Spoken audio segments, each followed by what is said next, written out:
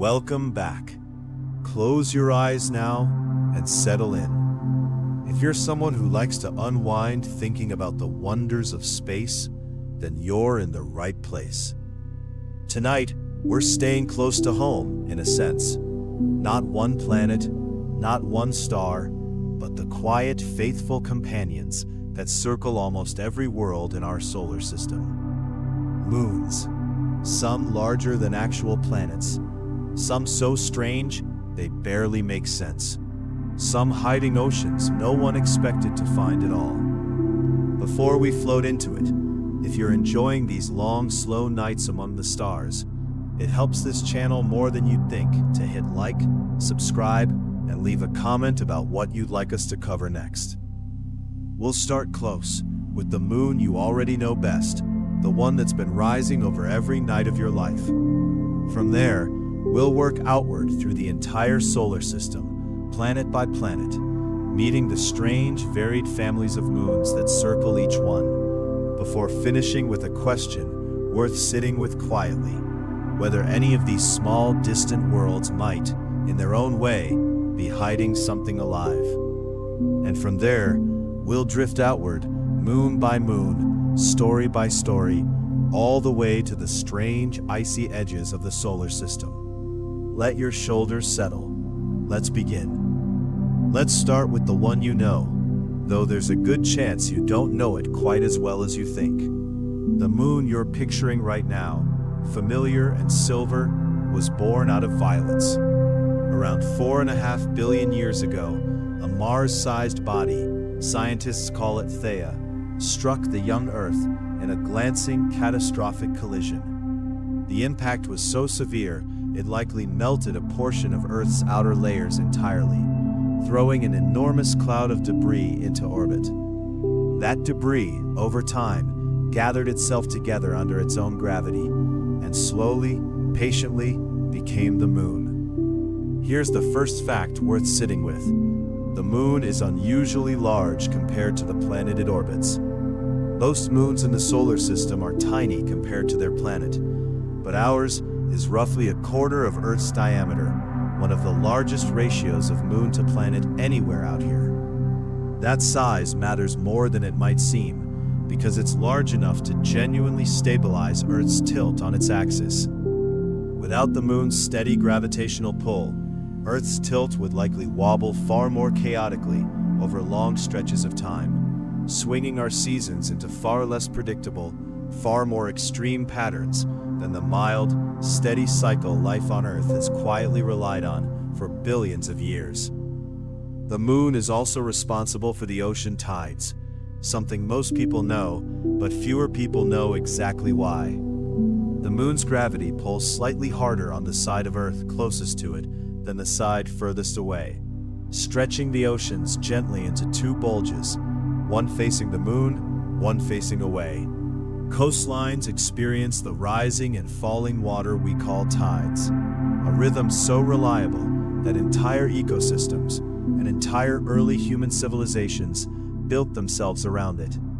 Some coastal species, certain crabs and marine worms among them, time their entire breeding cycles to specific lunar phases, a biological rhythm locked to the moon's gravity that has nothing to do with sunlight at all, evolved and refined over countless generations living along tide-affected shorelines.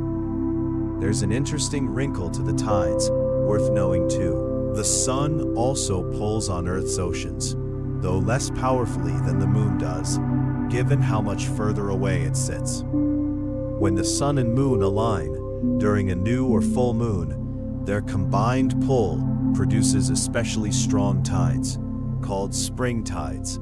Nothing to do with the season, despite the name. When they're at right angles to each other, during the moon's quarter phases, their pulls partially cancel out, producing weaker, gentler tides called neap tides. The rhythm of the ocean along any coastline, in other words, is really being shaped by two different gravitational forces working together, or occasionally against each other, every single day. Now, a genuinely strange fact. The moon is always moving away from us. Every year, it drifts about 3.5 centimeters further from Earth, roughly the speed your fingernails grow. It's far too slow to notice in a single lifetime, but it means billions of years ago, the moon sat much closer, appeared far larger in the sky, and days on Earth themselves were shorter, sometimes only a handful of hours long. The moon's slow retreat has been quietly stretching our days out, longer and longer, for the planet's entire history. Here's one that surprises a lot of people. We only ever see one side of the moon from Earth, and that's not a coincidence. The moon is tidally locked to Earth, meaning its rotation period exactly matches the time it takes to orbit us. So the same face always points toward Earth. The far side, sometimes wrongly called the dark side, gets just as much sunlight as the near side. It's simply never visible from where you're lying right now. It wasn't even photographed by human eyes until a Soviet spacecraft flew past in 1959, revealing for the first time a surface noticeably different from the side we'd always known. Rougher, more heavily cratered, with far fewer of the smooth, dark plains visible on the near side. Those dark plains, by the way, have a name: Maria, Latin for seas, though there's no water in them at all. Early astronomers, looking through primitive telescopes, genuinely mistook them for oceans. In reality, they're vast, ancient plains of solidified lava, formed when asteroid impacts billions of years ago cracked the moon's crust deeply enough for molten rock to flood out and fill the resulting basins. 12 human beings have walked on the moon's surface, all of them part of NASA's Apollo missions between 1969 and 1972. And remarkably, nobody has been back since. The moon dust they left behind and the footprints themselves are expected to remain essentially unchanged for millions of years, since the moon has no wind, no rain, no atmosphere at all to erode them away. Neil Armstrong's first footprint is, quite plausibly, going to outlast every trace of human civilization back here on Earth. It's worth knowing a little about why those Apollo missions stopped when they did, too. Public interest and government funding both declined sharply after the initial excitement of the first few landings, and the immense cost of continuing crewed lunar missions became harder to justify once the primary political goal, beating the Soviet Union there first, had already been achieved. It would be over 50 years before any spacecraft, crewed or otherwise, attempted a lunar landing with the explicit goal of returning humans there again. A genuinely long gap for the nearest, most accessible other world in the entire solar system. Renewed missions in recent years have specifically aimed to change that, targeting a sustained human presence rather than a brief symbolic visit. A meaningfully different goal from the original Apollo program's approach of simply proving it could be done at all. Here's a detail that surprises people every time. The moon isn't silent, geologically speaking. Instruments left behind by Apollo astronauts recorded moonquakes, some of them lasting far longer than earthquakes ever do here on Earth, sometimes ringing on for close to an hour. Because unlike Earth's water-rich, more elastic crust, the moon's dry, rigid rock simply keeps vibrating longer once it starts. And in the permanently shadowed craters near the moon's poles, regions where sunlight has genuinely never once reached, not for billions of years, scientists have confirmed the presence of water ice, tucked away in some of the coldest, darkest spots anywhere in the solar system. It's one of the most exciting recent discoveries in lunar science, since usable water ice could one day support a longer-term human presence there, without needing to ship every drop from Earth. The moon has no atmosphere to speak of, which is why its sky, even during the daytime, appears completely black, and why its surface temperature swings wildly between blistering heat in direct sunlight and brutal cold the moment shadow falls. Sometimes over 200 degrees Celsius of difference between the two on the very same patch of ground. Here's one more strange detail worth knowing before we move past our own moon tonight. The moon is very slowly shrinking, in a sense. Its interior cooling and contracting bit by bit over billions of years, causing the crust to wrinkle slightly, producing small fault lines and cliffs called scarps scattered across the surface. Some of these appear young enough, geologically speaking, that scientists believe the moon may still be tectonically active today. Very slowly, very quietly, even now, billions of years after it first formed. And here's a fact that connects the moon directly to something ancient on Earth. Because the moon has no atmosphere or weather to erode its surface, its craters preserve an extraordinarily accurate record of asteroid and comet impacts stretching back billions of years, a record largely erased here on Earth by weather, water, and shifting continents. Scientists studying lunar craters have used that preserved record to estimate impact rates throughout the solar system's history, effectively using the moon as a kind of undisturbed history book for events that shaped Earth too, just without any of the erosion that wiped our own record clean. There's a quiet, steady constancy to the moon that's easy to take for granted, precisely because it's been there every single night for the whole of human history and long before it. Born from violence, worn smooth by billions of years of quiet impacts, slowly drifting away from us one fingernail's width at a time, and still, every night, rising faithfully over whatever rooftop happens to be above you right now. Here's one more detail about our moon worth knowing before we move on. Something called libration. Even though the moon is tidally locked and always shows Earth the same face, its orbit isn't perfectly circular, and it wobbles very slightly as it goes. Because of that small wobble, careful observers on Earth can actually see slightly more than half the moon's surface over time, about 59% in total. Small slivers of the far side peeking briefly into view around the edges before receding again. A subtle detail most people never notice, even after a lifetime of looking up at it. It's worth knowing a little more about how the moon's phases actually work too, since it's a detail people often understand loosely without quite grasping the mechanism. The moon doesn't produce any light of its own. Every bit of its glow is simply reflected sunlight. As the moon orbits Earth, the angle between the sun, the moon, and us keeps changing. So we see varying amounts of its sunlit half, from a thin crescent to a half-illuminated quarter moon, to a fully lit face during a full moon, and back again. A complete cycle taking about 29.5 days, slightly longer than the moon's actual orbital period around Earth, since Earth itself is also moving around the sun during that time, requiring the moon a little extra time each cycle to catch back up to the same alignment with the sun as before. And here's a genuinely strange coincidence worth sitting with for a moment. The moon is about 400 times smaller than the sun, but also, remarkably, about 400 times closer to Earth than the sun is.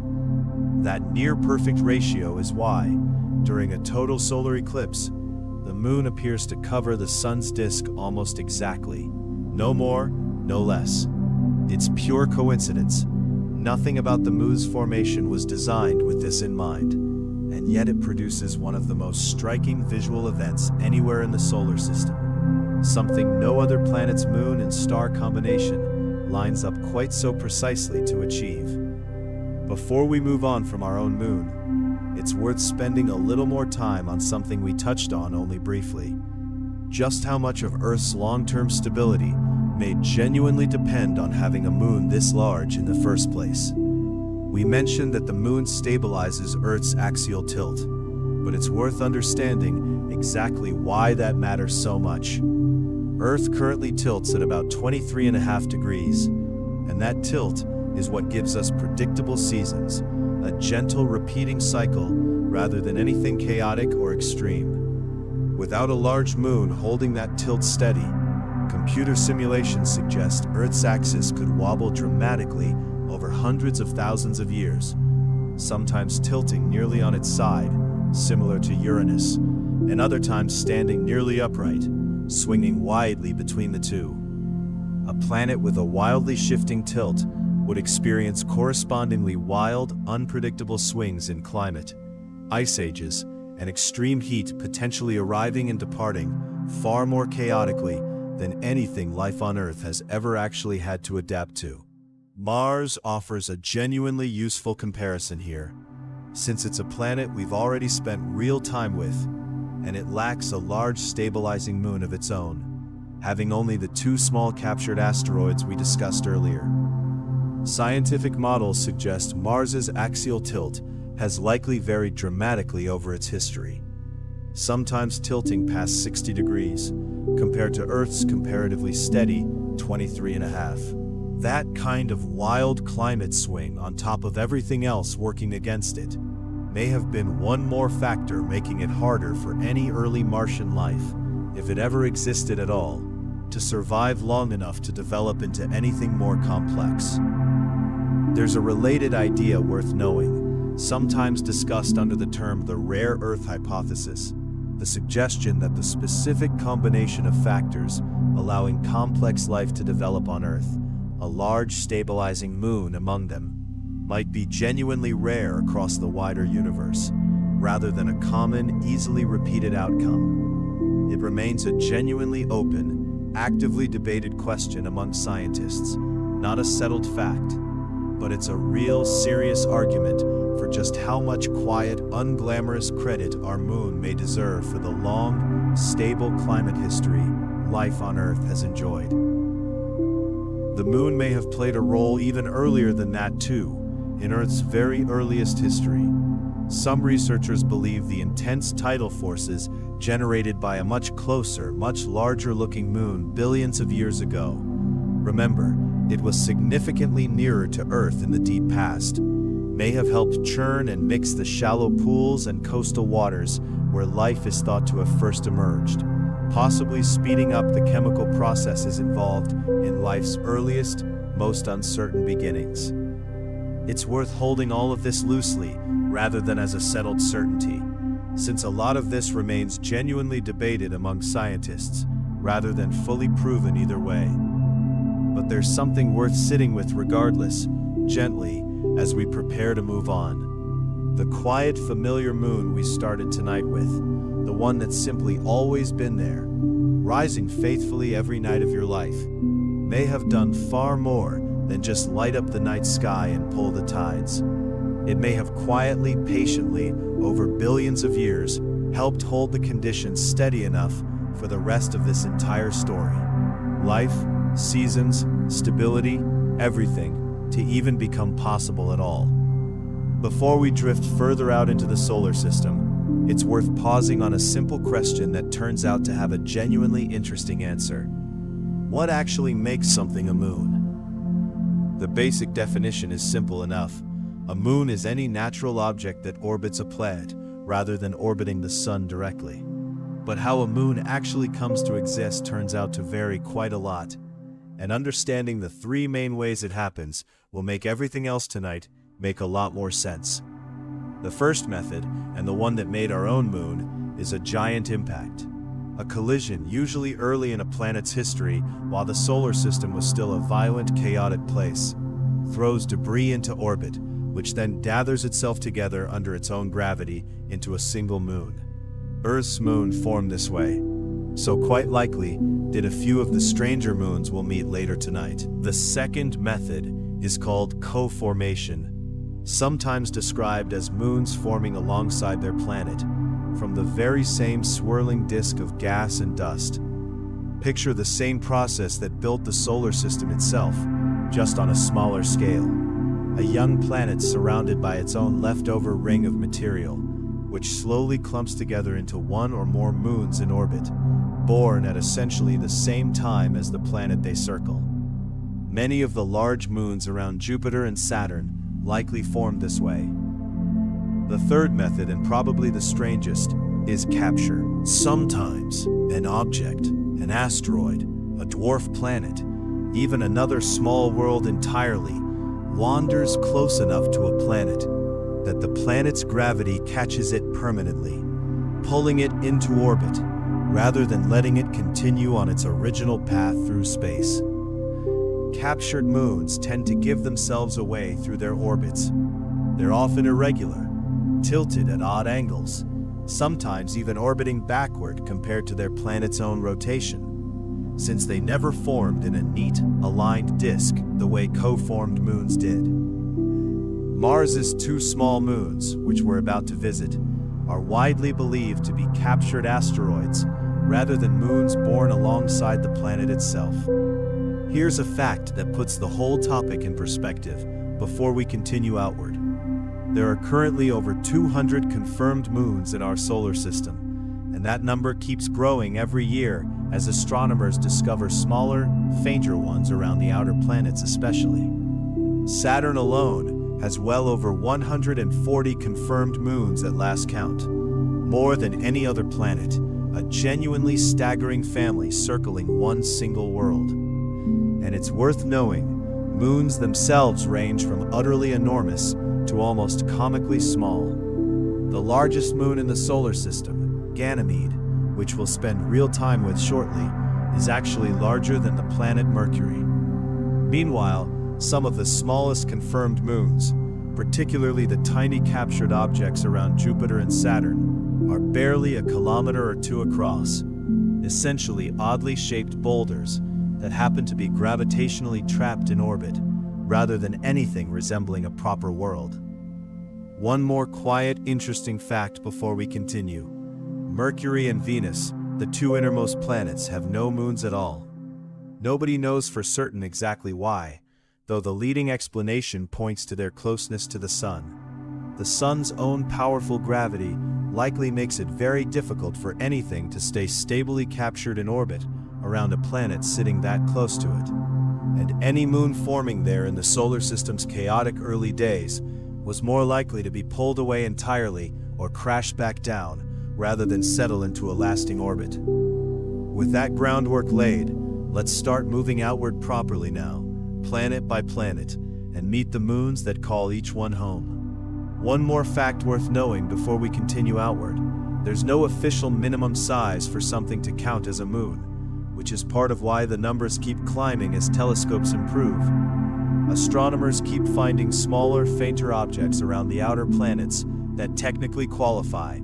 And interestingly, the further out a planet sits, the more likely its moons are to be captured rather than co-formed.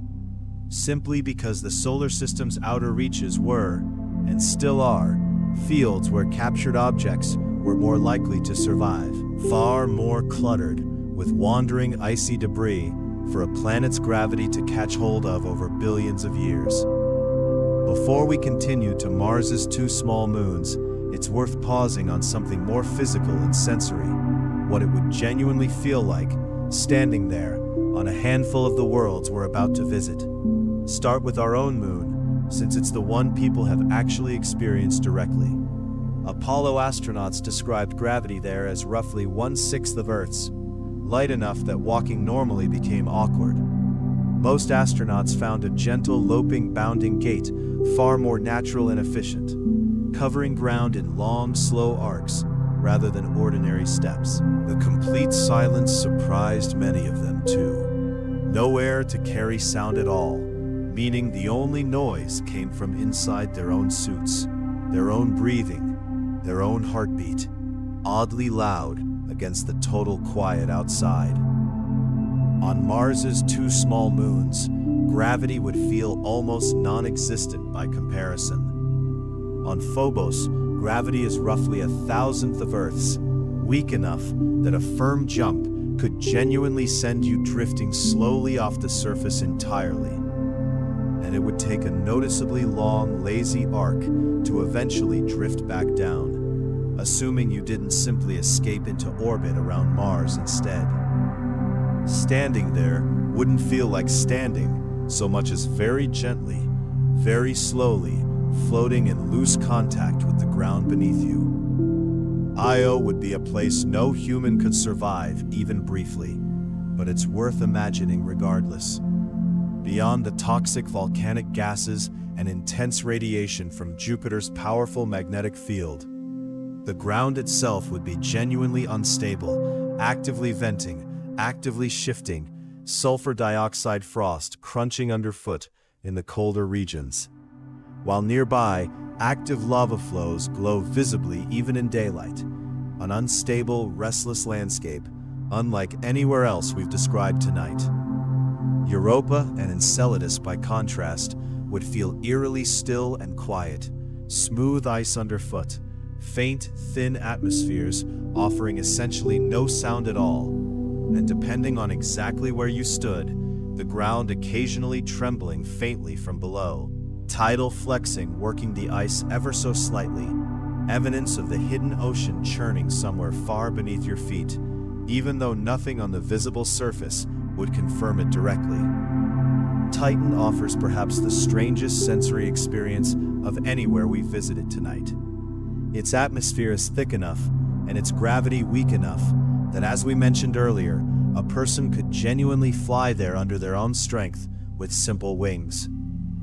The air itself would feel thick and hazy, tinted orange, with visibility likely limited by that same haze. Methane rain falling slowly and gently, given the weak gravity, pattering audibly against the ground, since Titan's dense atmosphere actually does carry sound, unlike our own airless moon, just in a colder, heavier, stranger register than anything familiar from Earth. Standing on Miranda would mean standing somewhere genuinely disorienting, chaotic, jumbled terrain stretching in every direction. And if you happen to be near Verona Rupes, looking down that 20-kilometer cliff face would offer a view unlike anything possible anywhere on Earth. The ground simply falling away into a shadowed void, so deep it would likely be difficult to even see the bottom clearly. And Triton, coldest of everywhere we've properly described tonight, would mean standing on a surface of frozen nitrogen, faint geysers venting quietly somewhere in the distance, thin, high-altitude winds, visible only as slow, drifting streaks of dark material overhead. The sun itself, little more than an unusually bright star, offering essentially no warmth at all against the deep, permanent cold. There's something worth sitting with in imagining all of this so directly, gently, as we continue our tour tonight. Every single one of these worlds, however strange, however hostile, however different from anything familiar, is a genuine physical place with a real surface, real gravity, real conditions, not an abstraction or a distant point of light, but somewhere a person could, in principle, actually stand, however briefly, however impossibly, and feel the particular, specific strangeness of that one world beneath them. Mars has 2 moons, and neither of them look anything like the calm, round, familiar moon we just spent time with. Phobos and Deimos are small, lumpy, irregularly shaped objects, more closely resembling asteroids tumbling through space than proper, rounded moons. That's not a coincidence. Most scientists believe both were originally asteroids, wandering too close to Mars at some point in the solar system's history, and captured permanently by the planet's gravity rather than forming alongside it. Phobos, the larger and closer of the two, is genuinely strange in its own right. It orbits Mars so closely, only about 6,000 kilometers above the surface, closer than almost any other moon orbits its planet anywhere in the solar system, that it completes a full orbit in under 8 hours, meaning Phobos actually crosses the Martian sky more than 3 times in a single Martian day, rising in the west and setting in the east, the opposite direction to how our own moon moves across Earth's sky. Here's the genuinely fascinating, slightly unsettling part.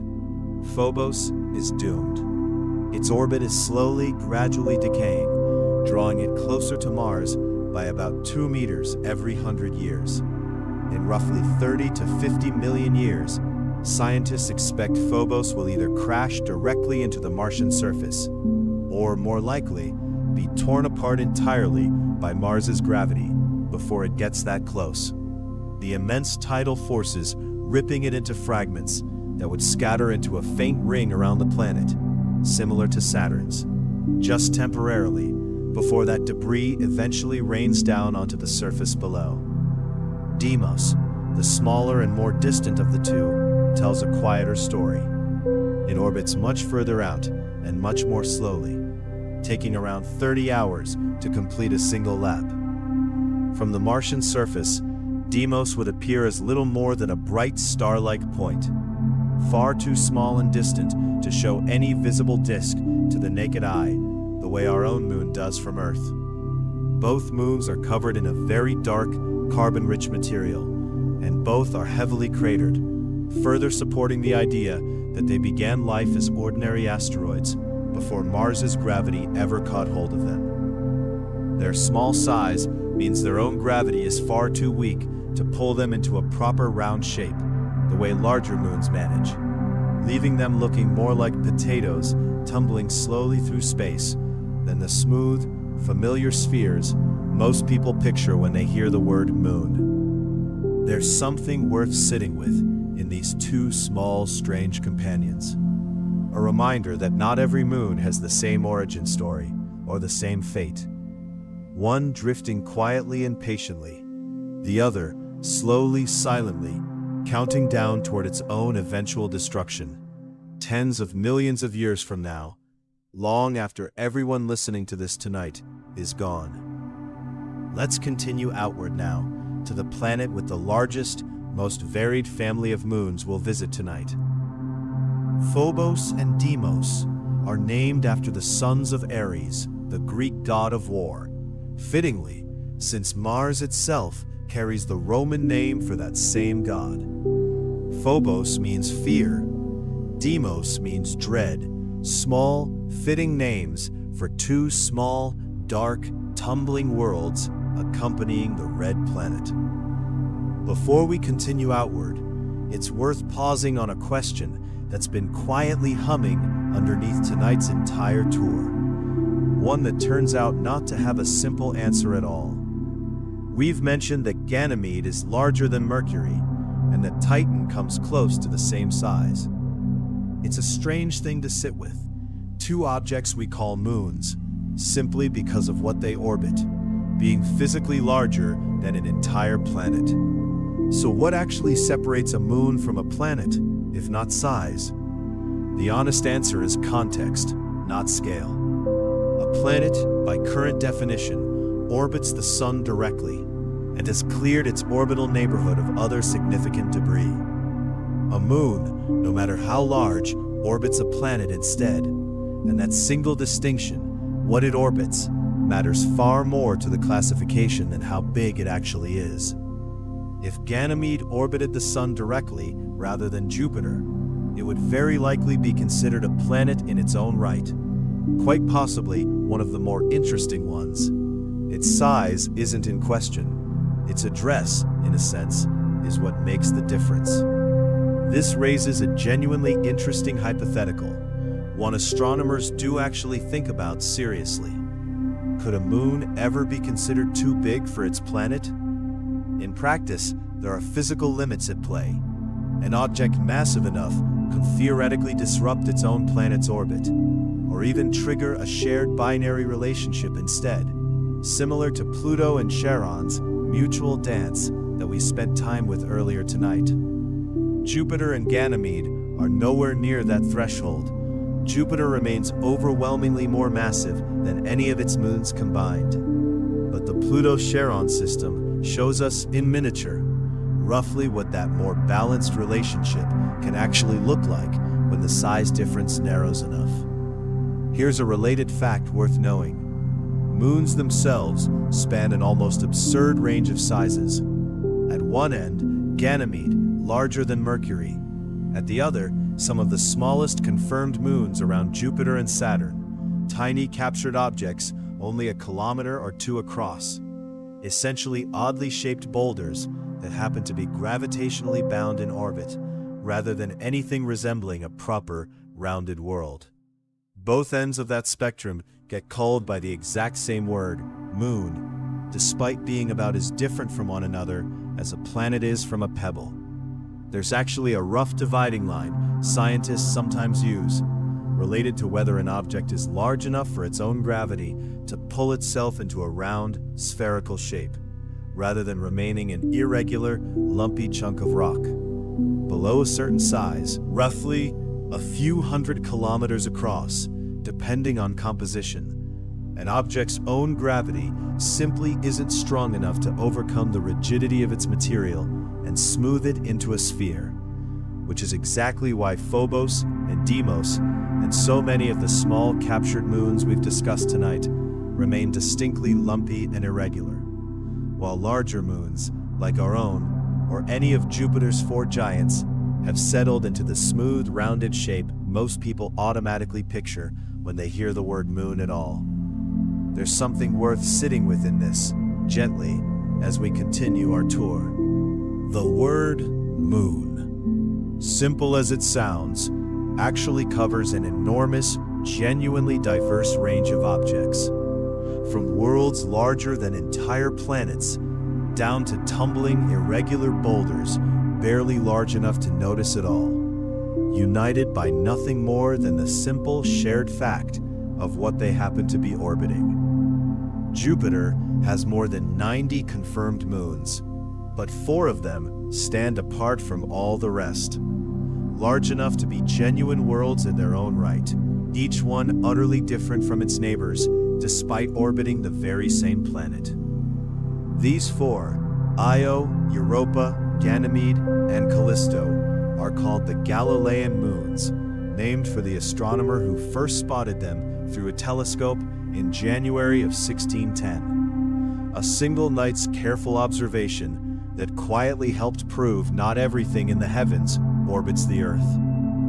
Let's start with Io, the innermost of the 4, and easily the most violent world we'll visit tonight.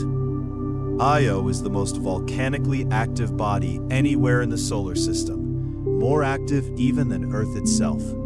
Its surface constantly reshaped by hundreds of active volcanoes, some flinging material hundreds of kilometers into space. Here's the fact that explains why. Io is caught in a constant tug-of-war between Jupiter's immense gravity and the gravitational pull of its neighboring moons. And that competing pull flexes and squeezes Io's interior continuously as it orbits, generating enormous internal friction called tidal heating, enough to keep its interior molten and its surface in a near-constant state of eruption. Its surface, coated in sulfur compounds, glows in strange patterns of yellow, orange, and red, closer in appearance to something from another universe entirely than to any other moon nearby. Next outward, Europa, smaller, smoother, and quietly one of the most exciting destinations in the entire solar system. Europa's icy surface is remarkably smooth, crossed by long, dark cracks where the ice has fractured and refrozen repeatedly over time. Here's the genuinely thrilling fact. Beneath that icy shell, scientists believe there's a real liquid water ocean, kept liquid by that same tidal heating effect that fuels Io's volcanoes, and potentially containing more liquid water than every ocean on Earth combined. Because liquid water is one of the key ingredients associated with the possibility of life, Europa remains one of the most closely watched, most carefully planned destinations for future exploration anywhere in the solar system. Then, Ganymede, the largest moon in the entire solar system, genuinely larger than the planet Mercury, though less massive overall, since it's made up largely of ice and rock rather than dense metal. Here's a fact that surprises almost everyone the first time they hear it. Ganymede is the only moon known to generate its own magnetic field, echo of the kind of protective field Earth itself generates, likely produced by a similar churning, partially molten layer somewhere deep within its interior. And like Europa, there's solid evidence pointing to a subsurface ocean beneath Ganymede's ice as well. In fact, One recent estimate suggests it may hold more water than Europa and Earth combined, sandwiched between multiple layers of ice deep within the moon. Finally, Callisto, the outermost of the four and the most heavily cratered object anywhere in the solar system. Its ancient, icy surface has preserved a visible record of billions of years of impacts, largely undisturbed by any significant internal activity since. Unlike its three siblings, Callisto sits far enough from Jupiter to mostly escape the intense tidal heating and radiation experienced closer in, making it, in its own quiet way, the calmest, most patient of Jupiter's four giant moons, simply weathering impact after impact for billions of years with very little else disturbing its slow, ancient existence. Here's one more fact worth sitting with before we move on. All four of these moons are tidally locked to Jupiter, the same way our own moon is locked to Earth, meaning each one always shows the same face to the giant planet they orbit. Four entirely different worlds, a volcanic inferno, a hidden ocean, the largest moon in existence, and an ancient cratered survivor, all shaped by nothing more than their particular distance from the very same enormous planet. Before we leave Jupiter's four giants behind, it's worth knowing a little more about the discovery itself, since it mattered enormously beyond just astronomy. When Galileo observed these four moons circling Jupiter rather than Earth, it provided some of the first solid observational evidence against the old idea that everything in the heavens must orbit our own planet. It's easy to forget, looking up at a clear night sky now, that this was once a genuinely radical, even dangerous idea to suggest publicly. And these four moons, quietly circling Jupiter the whole time, regardless of what anyone on Earth believed, played a real, direct part in changing that. It's also worth knowing that each of these four moons is tidally heated to a different degree depending on its distance from Jupiter, which explains the dramatic differences between them far better than distance from the Sun ever could. Io, closest in, experiences the most extreme flexing and the most extreme volcanism. Europa, a little further out, experiences enough to keep its ocean liquid, but not enough to erupt violently at the surface. Ganymede and Callisto, further out still, experience progressively less, which is part of why Callisto in particular has remained so calm and undisturbed for so long. Distance from Jupiter, in other words, shapes these four moons every bit as dramatically as distance from the Sun shapes the planets themselves. There's a term worth knowing here, orbital resonance, since it explains why this tidal heating happens so consistently for Io, Europa, and Ganymede specifically. These three moons orbit Jupiter in a precise mathematical rhythm. For every one orbit Ganymede completes, Europa completes exactly 2, and Io completes exactly 4. That locked, repeating pattern means their gravitational tugs on one another line up the same way, orbit after orbit, constantly reinforcing rather than canceling out, which is exactly why their orbits stay slightly stretched rather than settling into perfect circles, and why that tidal flexing keeps happening reliably over and over for billions of years rather than gradually fading away the way you might otherwise expect. Beyond these four giants, dozens of much smaller moons orbit Jupiter as well, mostly tiny, irregularly shaped, likely captured asteroids drawn in by Jupiter's powerful gravity long after the planet itself had already formed, scattered at all sorts of distances and angles around this one enormous world. Let's continue outward now to the ringed planet and the two small icy moons that have genuinely reshaped how scientists think about where else life might be possible. A little more on Io, worth knowing. Its volcanic plumes can reach so high, sometimes several hundred kilometers above the surface, that some of the ejected material actually escapes Io's gravity entirely, drifting away to form a faint, donut-shaped ring of charged particles around Jupiter itself, called the Io plasma torus, an entire glowing structure in space, indirectly created by one small moon's relentless volcanic activity. Io's surface color itself tells a story worth knowing too. Its yellows, oranges, reds, and occasional black patches all come from different forms and temperatures of sulfur and sulfur dioxide, essentially a map of the moon's own volcanic activity written directly onto its surface. Fresher, hotter deposits appearing darker, older, cooler material fading toward yellow over time. In a very real sense, you can read the recent history of Io's eruptions simply by looking carefully at its color. And a little more on Ganymede, since it holds another quiet distinction worth knowing. Its surface shows two very different types of terrain: ancient, heavily cratered dark regions, and younger, brighter regions crossed with long grooves and ridges.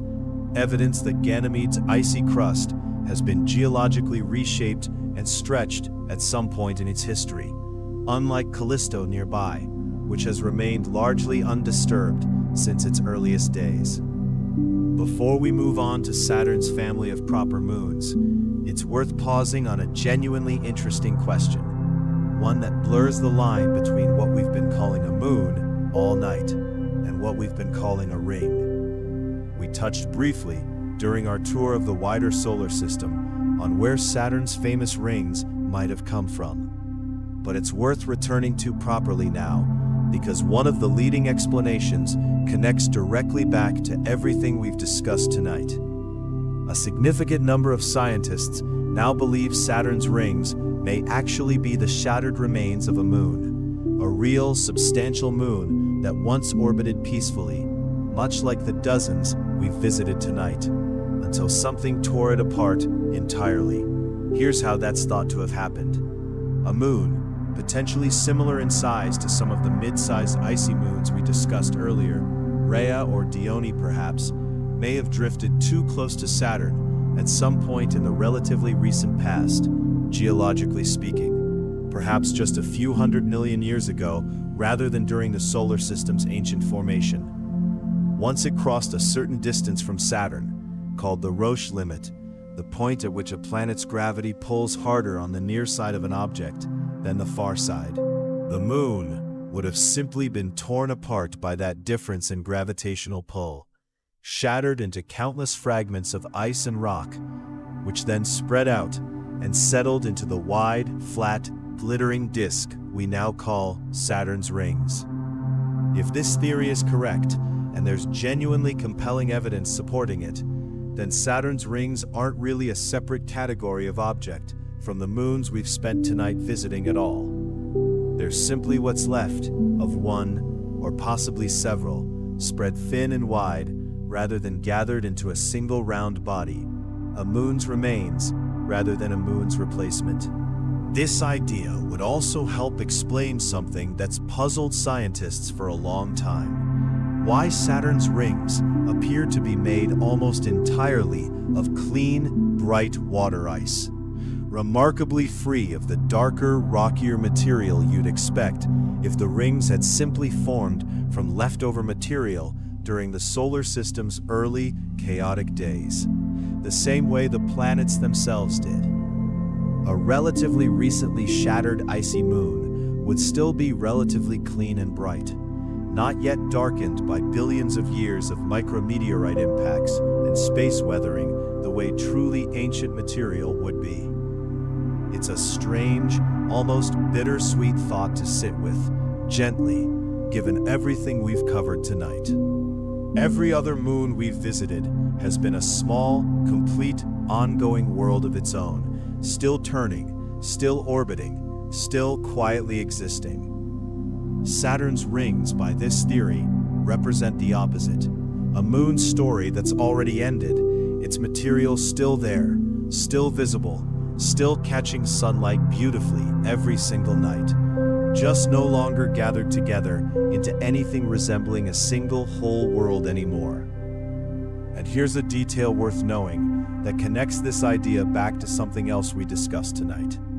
Some of Saturn's smaller moons, including Pan and Atlas, the small flying saucer-shaped moons we met earlier, are believed to have formed from ring material clumping back together, the reverse process, ring becoming moon rather than moon becoming ring. It suggests a strange, ongoing cycle at work around Saturn specifically, material drifting between these two states, moon and ring, shattering and reforming over timescales far longer than anything a human lifetime could ever witness directly. There's a quiet lesson in this, worth carrying forward as we continue outward tonight. The line between a moon and a ring, a whole world and scattered debris, turns out to be far less fixed than it first appears. Simply a matter of whether gravity has managed to hold something together, or whether some larger neighbor's pull has managed to pull it apart.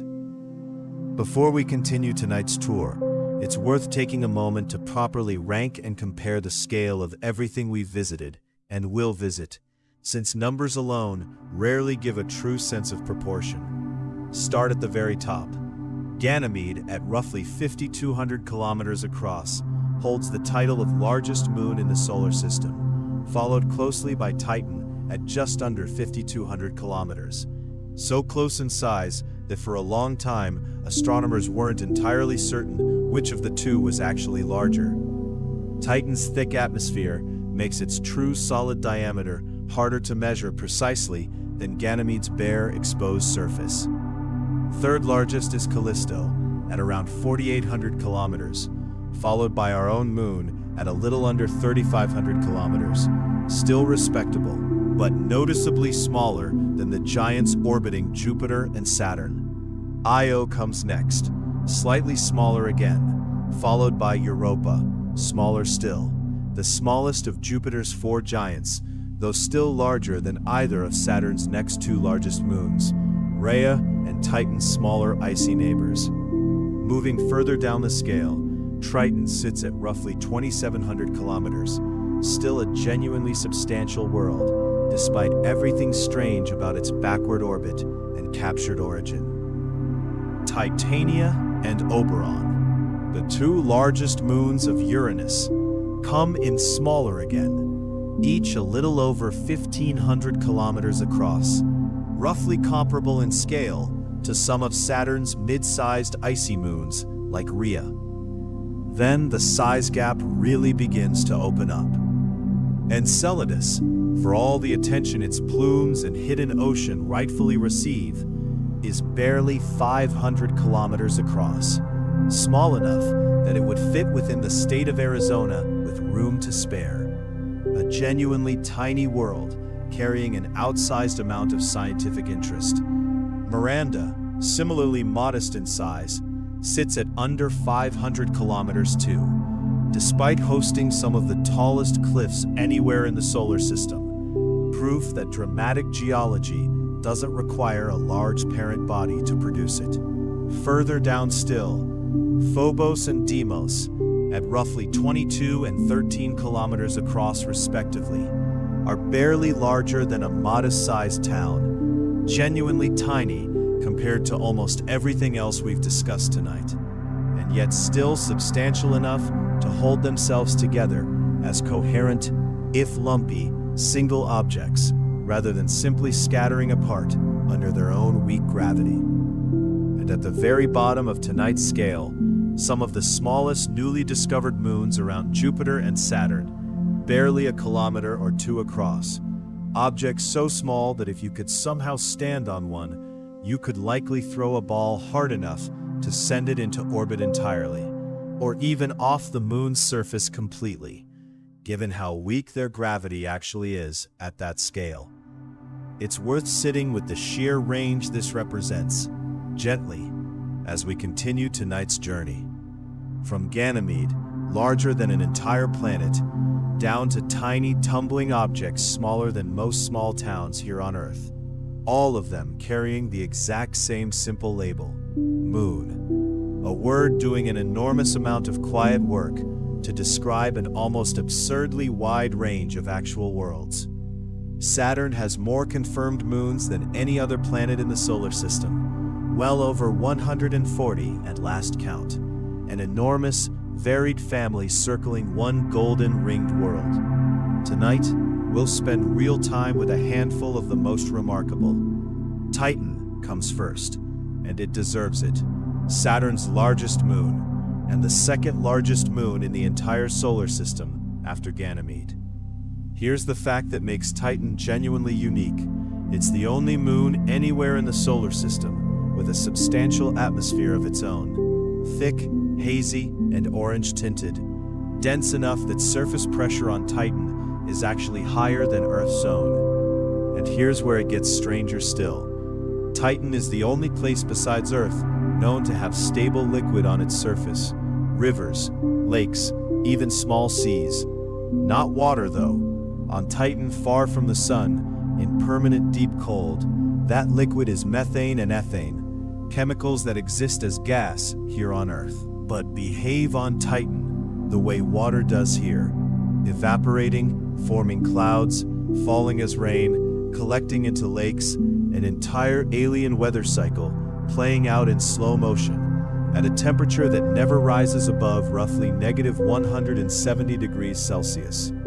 Beneath Titan's icy crust, much like Europa and Ganymede, scientists believe there's likely a genuine subsurface ocean of liquid water too, kept warm by the same tidal heating we've encountered again and again tonight. Next, Enceladus, far smaller than Titan, only about 500 kilometers across, and yet just as remarkable in its own quiet way. Enceladus has one of the most reflective surfaces of any object in the solar system, its icy shell bouncing back almost all the sunlight that reaches it. But the truly extraordinary detail is this. Near its south pole, enormous plumes of water vapor and ice erupt continuously from cracks in the surface, spraying material hundreds of kilometers out into space. When spacecraft have flown directly through these plumes to sample them, they've detected not just water, but organic molecules and hints of hydrothermal activity on the ocean floor far below.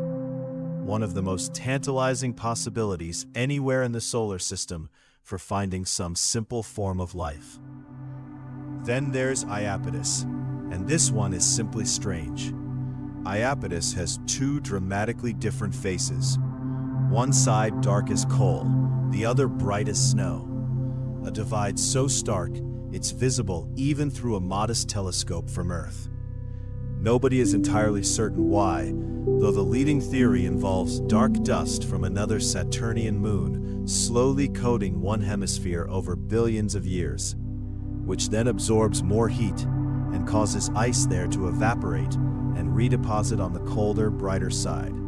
A slow feedback loop billions of years in the making. As if that weren't strange enough, Iapetus also has a bizarre ridge of mountains running almost exactly along its equator, giving it the unmistakable appearance of a giant walnut. And scientists still don't fully agree on how it formed. Mimas deserves a mention too, purely because of how it looks. A single enormous impact crater covers nearly a third of its diameter, giving Mimas an unmistakable resemblance to a certain fictional space station from a famous film franchise, entirely by coincidence, formed by nothing more dramatic than an ancient, violent collision that very nearly shattered the moon completely. And two small moons, Prometheus and Pandora, do a genuinely elegant job of quietly maintaining one of Saturn's narrow rings, their gravity gently shepherding stray ring particles back into place, acting almost like invisible fences keeping the ring tidy and well-defined. A small, constant gravitational task these two little moons have been performing for billions of years. One more Saturn moon worth knowing about, Hyperion's neighbor in a sense, Phoebe, sits much further out from Saturn than the rest of the moons we've discussed, orbiting backward compared to Saturn's other major moons, and composed of noticeably darker material. Most scientists believe Phoebe is a captured object entirely, likely originating from the same distant Kuiper Belt region we've encountered a few times tonight already, wandering in from the solar system's far outer reaches, long ago, before Saturn's gravity caught hold of it permanently. There's a real richness to Saturn's family, worth resting on for a moment before we continue. A moon with rivers and rain, unlike anywhere else nearby. A small icy world spraying evidence of its hidden ocean into space for anyone patient enough to fly through it. A two-toned mystery shaped like a walnut, and a small crater-scarred moon that just happens to look like something out of science fiction. All of it circling the very same golden ringed planet. One more thing worth knowing about Titan before we leave Saturn's family behind. Its thick atmosphere is so dense, and Titan's gravity so comparatively weak, that a human being wearing nothing more than a warm suit and an oxygen supply could, in theory, strap on a pair of wings and genuinely fly under their own power there. Something impossible anywhere else in the solar system besides Earth. It's a strange, almost playful detail about a moon that is, in almost every other respect, one of the coldest, most alien places we've visited tonight. And a little more on Enceladus's plumes, since they matter more than they might first seem. Some of that ejected material doesn't fall back down at all. It escapes Enceladus's weak gravity entirely and drifts outward, where it actually forms one of Saturn's faintest rings, called the E-ring. In other words, a small icy moon barely 500 kilometers across is quietly, continuously building part of the ring system for which Saturn is most famous. One gentle plume of ice crystals at a time. Let's continue outward now to the two quieter, colder ice giants and the strange moons that orbit them. A few more of Saturn's moons deserve at least a quick mention before we move on. Rhea and Dione, mint-sized icy worlds, both show evidence of ancient fracturing and resurfacing. Bright streaks of ice exposed across otherwise cratered terrain. Tethys carries an enormous canyon system of its own, Ithaca Chasma, stretching most of the way around the moon's circumference, likely formed as the moon's interior slowly froze and expanded outward, cracking the surface above it the way water cracks a pipe as it freezes. Before we continue on to Uranus, it's worth pausing on something genuinely remarkable. Just how few of the moons we've discussed tonight have ever actually been touched by a spacecraft at all, and what we learned on the rare occasions we managed it. Our own moon, of course, holds the record by an enormous margin. Beyond the 6 crewed Apollo landings, numerous uncrewed missions from multiple countries have touched down there too, gathering samples, testing instruments, and in recent years, laying the groundwork for renewed interest in returning humans there for longer stays.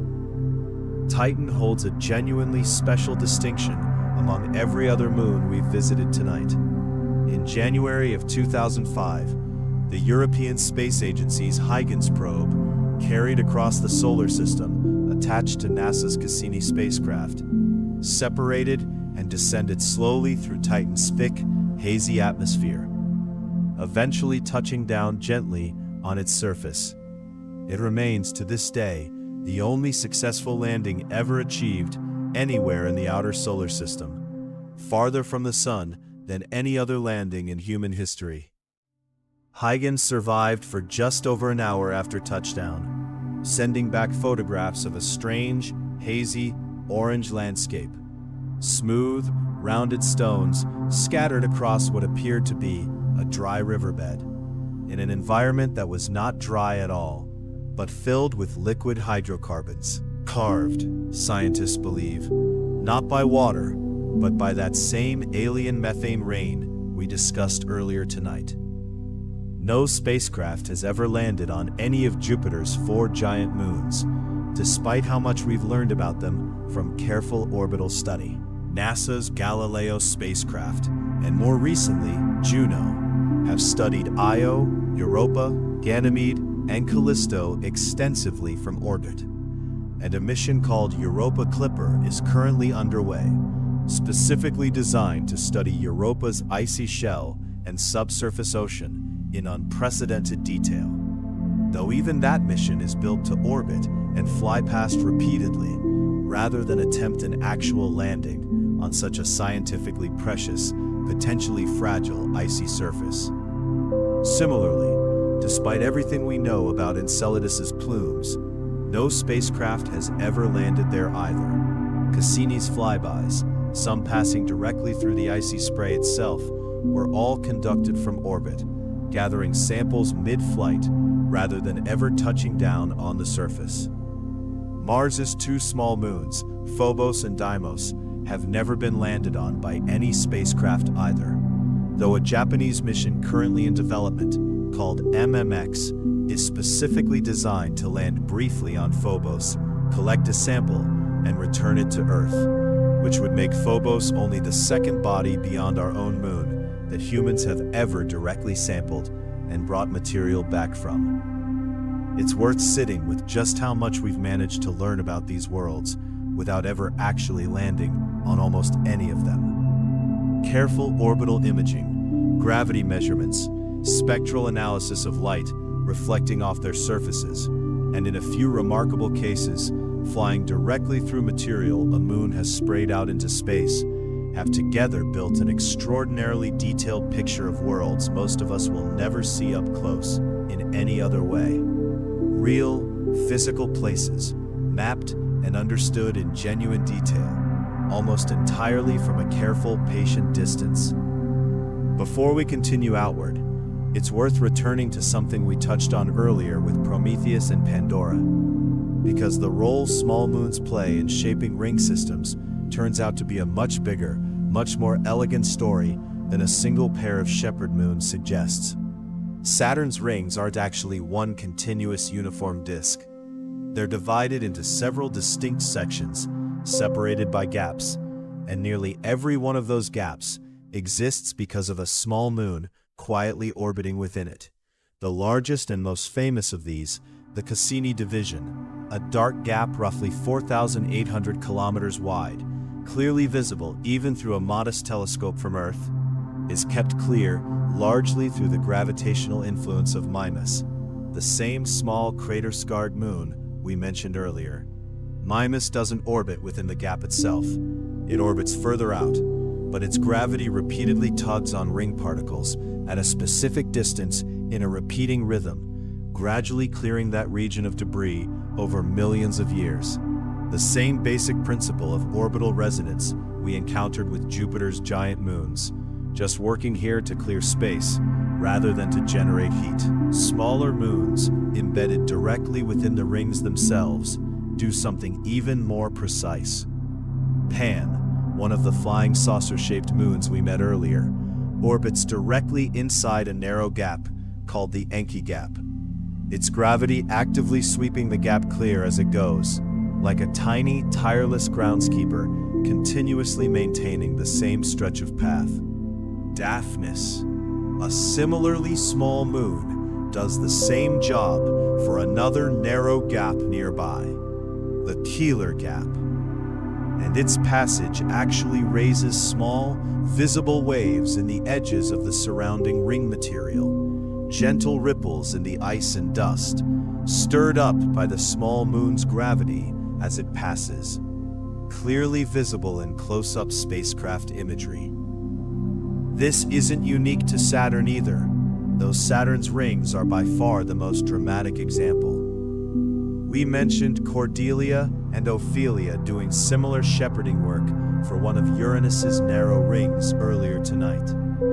And Neptune's faint, patchy ring arcs are believed to be held together, at least partially, by the gravitational influence of a small, nearby moon called Galatea, though the exact details there remain less well understood in Saturn's more thoroughly studied system. There's a genuinely elegant physical principle running underneath all of this, worth sitting with for a moment.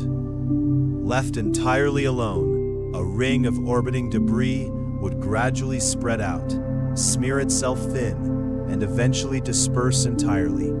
The different orbital speeds at different distances slowly pulling any tidy structure apart over time. Small moons, positioned just right, prevent that from happening. Their gravity constantly nudging stray particles back into line, maintaining sharp edges, clear gaps, and organized structure that would otherwise simply dissolve into a formless spread-out haze within a relatively short cosmic time frame. It's worth connecting this back to something we discussed earlier too, the idea that Saturn's rings may themselves be the remains of a shattered moon. If that's true, then what we're really looking at, every time we picture Saturn's rings, is a strange kind of layered story. The scattered debris of one moon's ending, being actively shaped, organized, and maintained by several much smaller moons that survive, or perhaps even formed from that same shattering. A quiet, ongoing collaboration between what's left of one world and the smaller worlds now responsible for keeping its remains looking so remarkably tidy. Uranus carries 27 known moons, and they come with a small quirk worth knowing straight away. Most of them are named after characters from the works of William Shakespeare and Alexander Pope, rather than the mythological names used almost everywhere else in the solar system. A small, distinctive tradition that sets Uranus's moon family apart from every other planet we'll visit tonight. The two largest, Titania and Oberon, are substantial icy worlds in their own right, several hundred kilometers wider than the next largest moons in the family. And though they've only ever been studied up close during a single brief flyby, Voyager 2's pass in 1986, they show evidence of ancient geological activity, cracks, canyons, and terrain that suggests some form of internal warmth once shaped their surfaces, even this far from the sun. But the moon most worth pausing on here is Miranda, smaller than Titania and Oberon, yet visually one of the strangest objects anywhere in the solar system. Miranda's surface is a genuinely chaotic patchwork. Smooth plains sitting jarringly next to enormous, jagged canyons and oddly layered terrain, as though the moon had been shattered apart and then loosely stitched back together. One particular feature, Verona Rupes, is believed to be among the tallest cliffs anywhere in the solar system. And here's a detail worth sitting with to really appreciate its scale. Because Miranda's gravity is so weak, barely a fraction of Earth's own, an object dropped from the very top of Verona Rupes would take roughly 12 minutes to reach the bottom, falling slowly, almost dreamlike, the entire way down. A genuinely strange thing to picture, given how violent a 20-kilometer fall would be anywhere else in the solar system. Plunging an estimated 20 kilometers, roughly 10 times the height of the Grand Canyon's deepest point. Scientists still debate exactly how Miranda ended up looking this way. One leading idea suggests it may have been struck by a massive impact, severe enough to partially break the moon apart, with the fragments then slowly reassembling themselves under gravity, but not quite settling back into anything resembling a smooth, ordinary shape. Here's a detail that ties back to something we covered a couple of nights ago. Uranus itself famously spins almost completely on its side, and its moons, remarkably, orbit along that same sideways tilt, circling around Uranus's equator rather than in the flat, aligned plane most other planetary moon systems follow. It's a quiet, visible reminder of just how thoroughly that ancient collision, whatever it truly was, reshaped not just the planet, but its entire surrounding family of moons as well. Uranus's moon system remains, honestly, one of the least understood in the solar system, largely because of how little we've actually been able to study it up close. One brief flyby decades ago, and nothing since. Much of what we think we know about worlds like Miranda is still built on careful, patient inference rather than direct, detailed observation. A genuine frontier still waiting for a mission willing to make the long journey back. It's worth adding a little more about Ariel and Umbriel here too, since their contrast tells its own quiet story.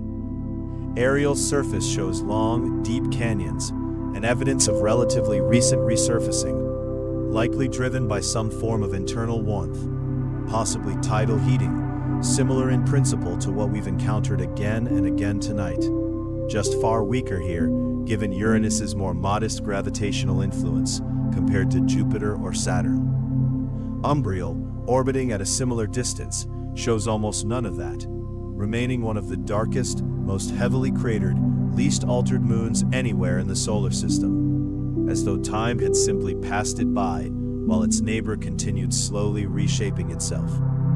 Nobody is entirely sure why two moons, orbiting so close to one another, ended up so differently preserved. One more quiet mystery among the many we've gathered together tonight. It's also worth pausing on just how little sunlight reaches this entire family of moons in the first place. Uranus sits roughly 20 times further from the Sun than Earth does, meaning sunlight there is around 400 times fainter than what reaches us.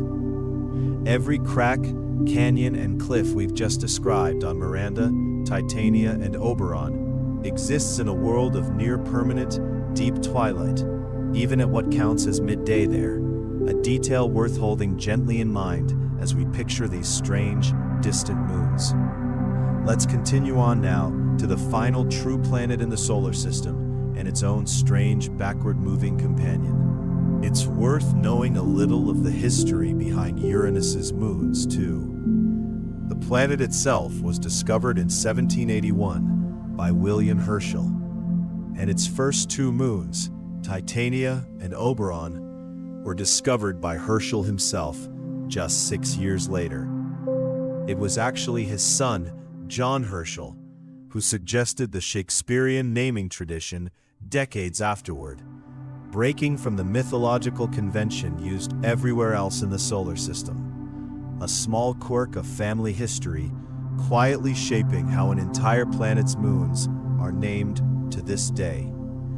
Two more of Uranus's moons, Ariel and Umbriel, sit between Miranda's chaos and Titania and Oberon's larger, calmer surfaces. Ariel shows some of the youngest, least cratered terrain in the entire system, suggesting real geological activity reshaped its surface at some point in the past, while Umbriel, by contrast, is one of the darkest, oldest-looking moons anywhere in the solar system, almost entirely unmarked by any activity since its earliest days, a quiet study in contrasts, orbiting the very same sideways planet. Neptune has 14 known moons, but really, tonight there's only one worth spending serious time with, because it's genuinely one of the strangest objects anywhere in this entire tour. Triton is Neptune's largest moon by far, and here's the fact that immediately sets it apart from almost every other major moon in the solar system. Triton orbits Neptune backward, moving in the opposite direction to the planet's own rotation, something no other large moon anywhere does. That single detail is the strongest evidence scientists have that Triton wasn't born alongside Neptune at all. Instead, it was very likely a wandering object captured from the distant icy Kuiper belt, caught permanently by Neptune's gravity sometime in the ancient past, rather than forming neatly from the same disk of material Neptune itself grew from. Being a captured world rather than a natural companion has consequences that are still playing out today. Because Triton's backward orbit fights against Neptune's own gravity and rotation, its orbit is very slowly, gradually decaying, drawing it closer to the planet over time. Billions of years from now, far longer than almost any other timescale we've discussed across this whole tour, Triton is expected to either crash into Neptune or be torn apart by its gravity, potentially forming a ring system that could, briefly, in cosmic terms, rival or even exceed Saturn's famous rings. It's worth pausing on just how cold Triton actually is, since the number is genuinely hard to hold in mind. Its surface temperature sits at around -235 degrees Celsius, making it one of the coldest objects ever directly measured anywhere in the solar system, barely 38 degrees above absolute zero, the theoretical coldest temperature anything can possibly reach. At that temperature, nitrogen itself, the same gas that makes up most of Earth's atmosphere, freezes solid, coating much of Triton's surface in a thin, icy frost of frozen air. For now, though, Triton remains remarkably active for a world sitting so unbelievably far from the Sun. When Voyager 2 flew past in 1989, the only close visit ever made, it photographed geysers erupting nitrogen gas and dark, dusty material up through Triton's icy surface.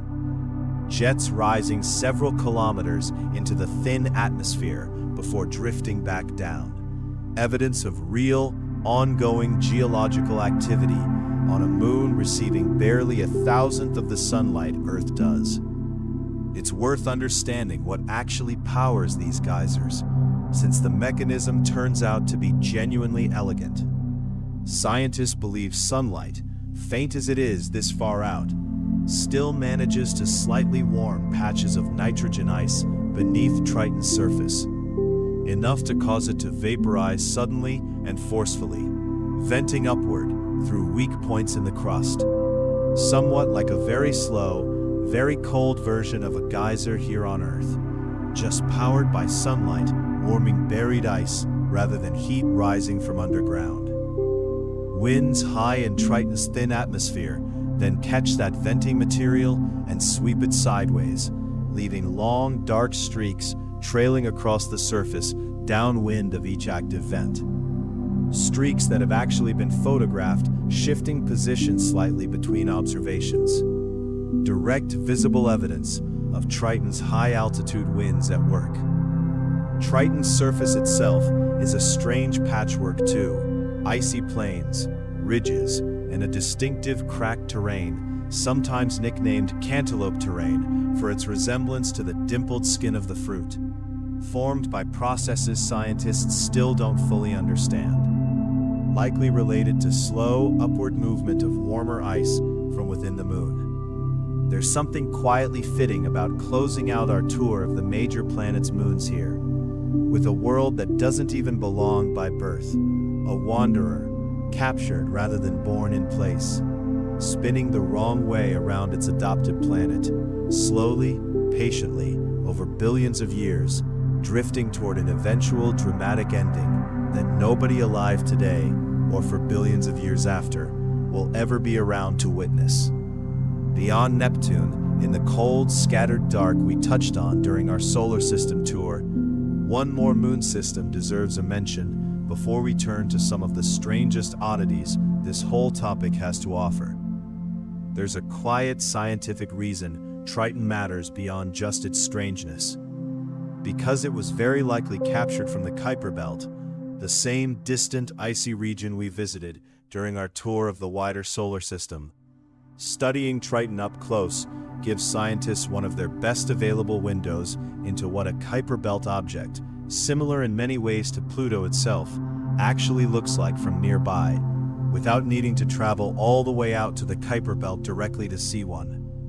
Before we continue to Pluto and Charon, it's worth pausing on a question that ties several threads from tonight together: whether moons are truly permanent fixtures, or whether planets can genuinely gain and lose them over time. The honest answer is both happen, just over timescales far longer than anything resembling a human lifetime. We've already touched on Phobos, slowly spiraling into Mars, destined to either crash or shatter within the next few tens of millions of years.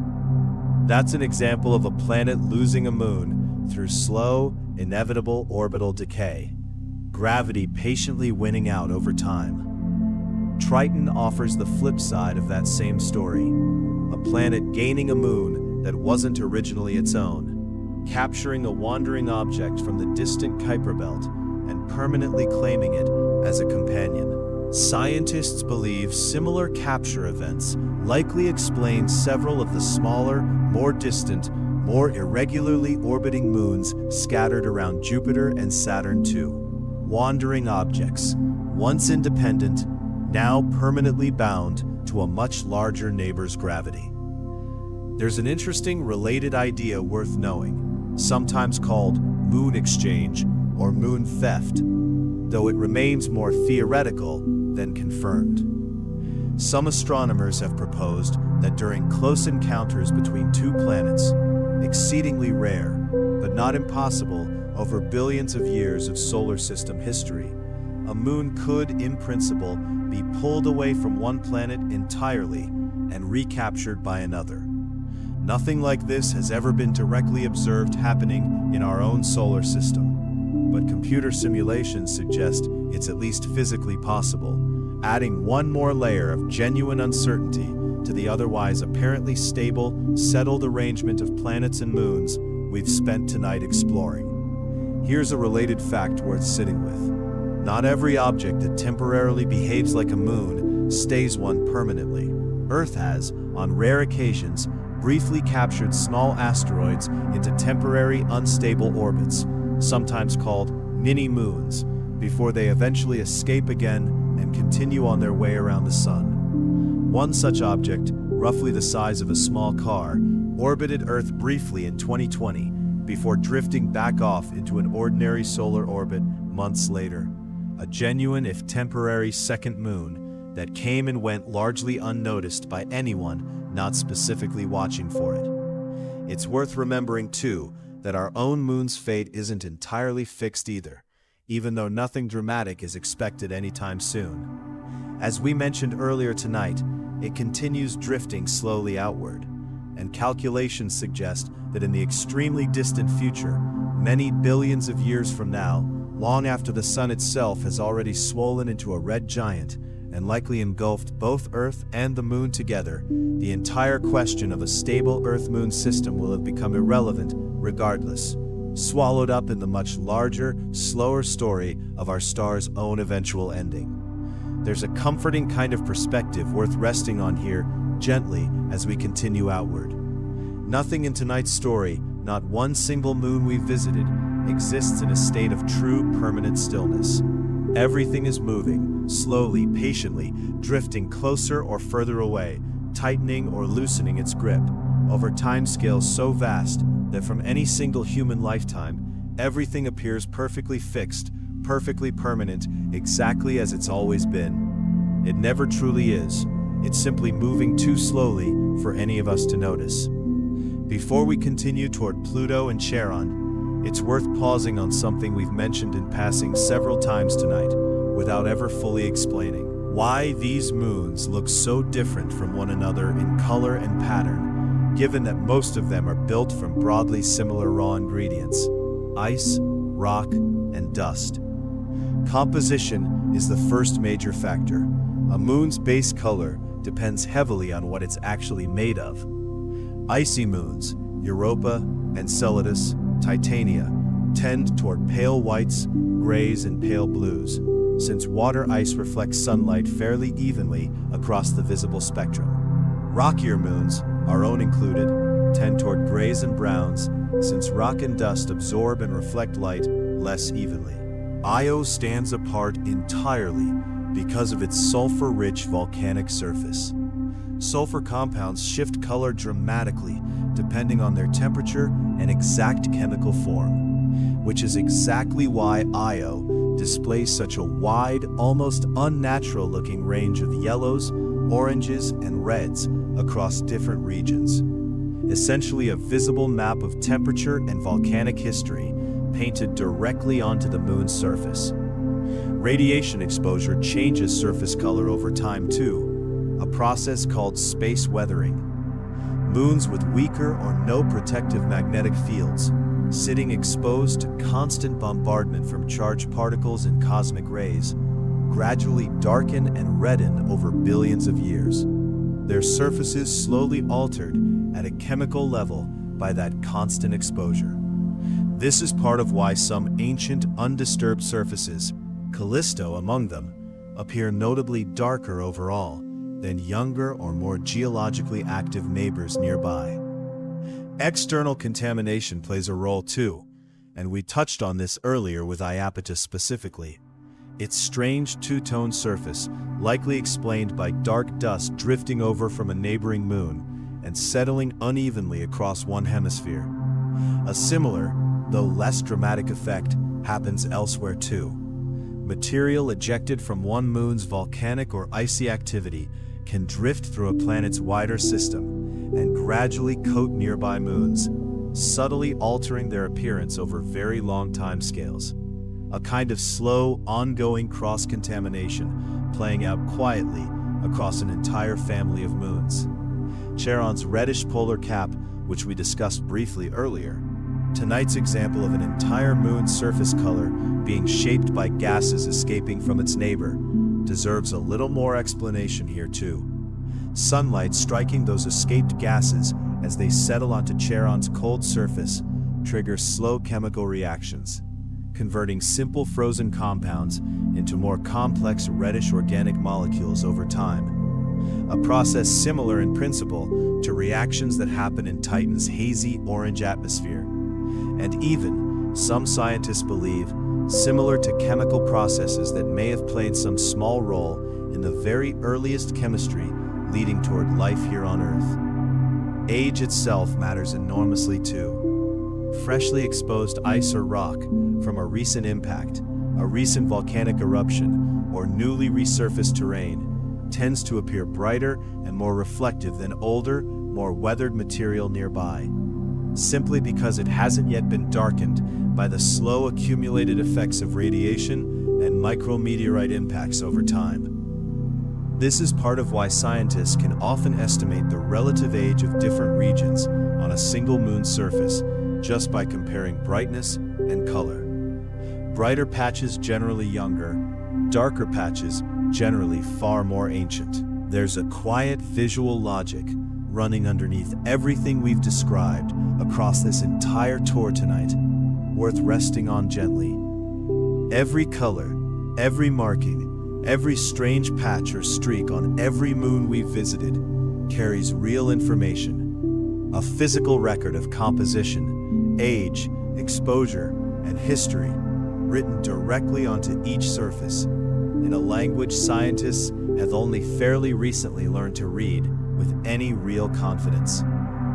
Pluto, small and icy, far out in the Kuiper Belt, has 5 known moons, but one of them is so unusual that it changes how we should even think about the word moon in the first place. Charon, Pluto's largest companion, is roughly half the diameter of Pluto itself, an enormous size compared to its parent by any other moon standard anywhere in the solar system. Here's the fact that makes this pairing genuinely unique. Charon is so large relative to Pluto that the two bodies don't orbit the way a planet and an ordinary moon do, with the smaller object circling a fixed larger one. Instead, they orbit a shared point of gravity that sits in the empty space between them, outside Pluto's own surface entirely. Both worlds are, in a very real sense, orbiting each other, locked together in a mutual dance rather than one simply circling the other. That mutual lock runs deeper still. Pluto and Charon are tidally locked to one another on both sides, meaning Pluto always shows the same face to Charon, and Charon always shows the same face to Pluto. If you stood on the correct hemisphere of Pluto, Charon would hang permanently fixed in the exact same spot in the sky, never rising, never setting, simply hovering there, unmoving, for Pluto's entire 248-year orbit around the Sun. Charon's surface, studied up close for the first and only time during NASA's New Horizons flyby in 2015, revealed a genuinely striking feature, a vast, dark red patch covering its North Pole, nicknamed informally Mordor, after the fictional realm, likely caused by gases escaping Pluto's thin atmosphere, drifting across space and freezing onto Charon's colder surface, where chemical reactions driven by sunlight slowly turn it a deep, rusty red over time. It's a strange, quiet example of two small, distant worlds genuinely affecting one another's appearance, even while remaining separate, distinct bodies locked in their careful mutual orbit.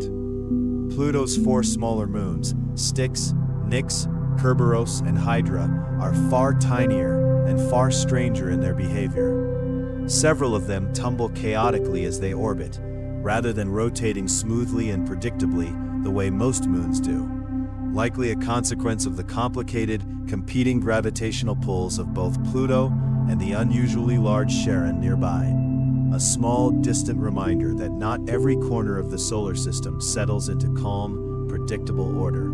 There's actually renewed interest in Mars's two small moons for a very practical reason worth mentioning. Because they sit so close to Mars and have such weak gravity of their own, some mission planners have suggested Phobos in particular could serve as a useful staging point for future crewed Mars missions, a place to land supplies or even briefly rest before making the final descent to the Martian surface itself, taking advantage of its low gravity to make departure and arrival easier than launching directly from Mars's surface would be. It's worth remembering, too, that Pluto itself was only discovered in 1930 and remained believed to be the ninth planet for over 70 years, before careful discoveries of similarly sized icy worlds nearby led to its reclassification as a dwarf planet in 2006. Charon and Pluto's unusual mutual orbit was actually one of the pieces of evidence that helped scientists better understand just how small and different Pluto truly was compared to the other 8 planets. A small, distant double world, quietly redefining how we think about what counts as a planet at all. Some astronomers have suggested that Pluto and Charon might be better thought of as a binary dwarf planet system, rather than a planet and its moon in the traditional sense, given how genuinely mutual their relationship is. Whatever you call it, it's one of the more elegant, unusual arrangements anywhere in tonight's tour.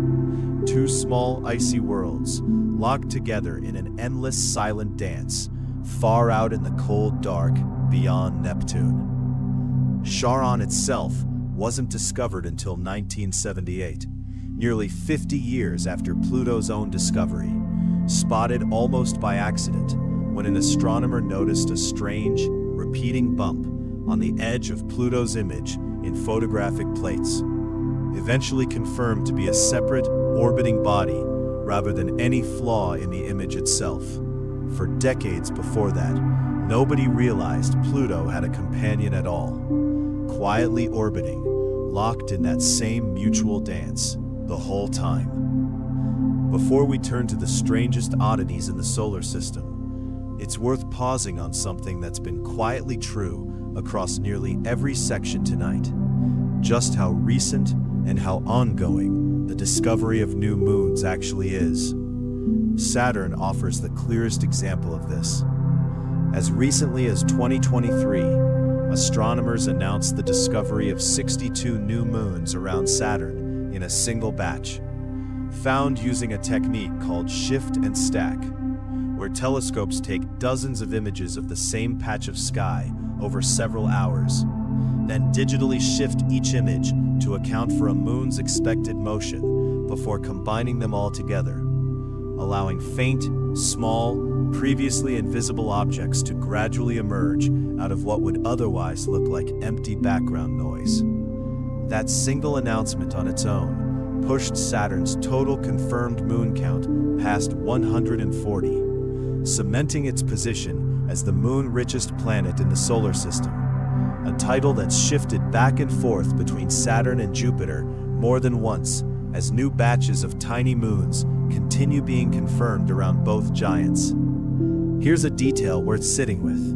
Most of these newly discovered moons are small, some barely a few kilometers across, tumbling along in wide, irregular, often backward orbits far from their planet, almost certainly captured objects rather than anything that formed neatly alongside Jupiter or Saturn in their earliest days.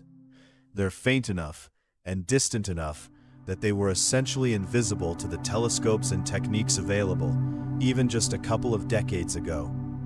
It's not that these moons are new. They've been out there, quietly orbiting, for billions of years. We simply didn't have the tools to notice them until very recently. This raises a genuinely interesting practical question, one astronomers actually have to grapple with. When does the counting stop? As telescope technology keeps improving, it's likely that both Jupiter and Saturn have many more small, faint, irregular moons still waiting to be found. Some estimates suggest the true total for each planet could eventually climb well past 200, once sensitive enough surveys are completed. Tonight's numbers, over 200 confirmed moons across the whole solar system, are almost certainly already a slight undercount by the time you're hearing this, and will keep climbing further as this careful, patient work continues. It's worth remembering, too, that this same story played out with the planets closer to home just a very long time ago. Uranus and Neptune's smaller, fainter moons weren't confirmed until the 20th century, decades, or in some cases well over a century, after the planets themselves were first identified, simply because the detection technology of the time wasn't sensitive enough. Even Phobos and Deimos, small and close as they are, weren't discovered until 1877, despite Mars itself having been watched carefully in the night sky for thousands of years before that. There's a quiet, genuine excitement in knowing that the picture we've built together tonight, as detailed and as carefully researched as it is, remains an unfinished one. Somewhere out there, right now, in the crowded, complicated space around Jupiter or Saturn, there are almost certainly small, tumbling, unnamed moons drifting along in the dark, entirely unknown to anyone, waiting simply for the right telescope, pointed the right way, on the right night, to finally notice them for the very first time. And it's not only Jupiter and Saturn where this ongoing search continues. Even Uranus and Neptune, despite their much smaller confirmed moon counts, are widely expected to host additional small, undiscovered moons of their own, simply harder to detect given how much further away and how much fainter anything out there would appear from Earth. A dedicated future mission to either ice giant, something scientists have been quietly advocating for years, would likely reveal several more moons neither we nor anyone before us has ever seen. Before we turn to tonight's final question, it's worth gathering a few genuinely odd moons that didn't fit neatly under any single planet. Small, strange worlds worth knowing simply because nothing about them behaves quite the way you'd expect. Hyperion, one of Saturn's smaller moons, doesn't rotate in any predictable way at all. Most moons settle, over time, into a smooth, tidally locked rotation, the same way our own moon always shows Earth the same face. Hyperion never has. Its rotation is genuinely chaotic, tumbling unpredictably as it orbits, so irregularly that scientists can't actually calculate in advance which way it will be facing at any given future date. One of the only confirmed objects in the solar system whose orientation is, quite literally, impossible to predict with certainty. Then there's Amalthea, one of Jupiter's smaller inner moons, notable for a strange thermal quirk. It radiates more heat than it receives from the sun, similar in principle to what we discussed with Jupiter itself, though scientists still aren't entirely certain of the exact cause, possibly heat generated internally through tidal flexing, similar to what drives Io's volcanoes nearby, just on a much smaller, quieter scale. Epimetheus and Janus, two small moons of Saturn, do something genuinely unique. They share almost exactly the same orbit, and every few years, they swap positions entirely, the trailing moon catching up to gently nudge the leading one into a slightly different orbit, causing the two to smoothly trade places without ever actually colliding. a delicate, repeating gravitational dance that's been playing out undisturbed for as long as anyone has been watching closely enough to notice.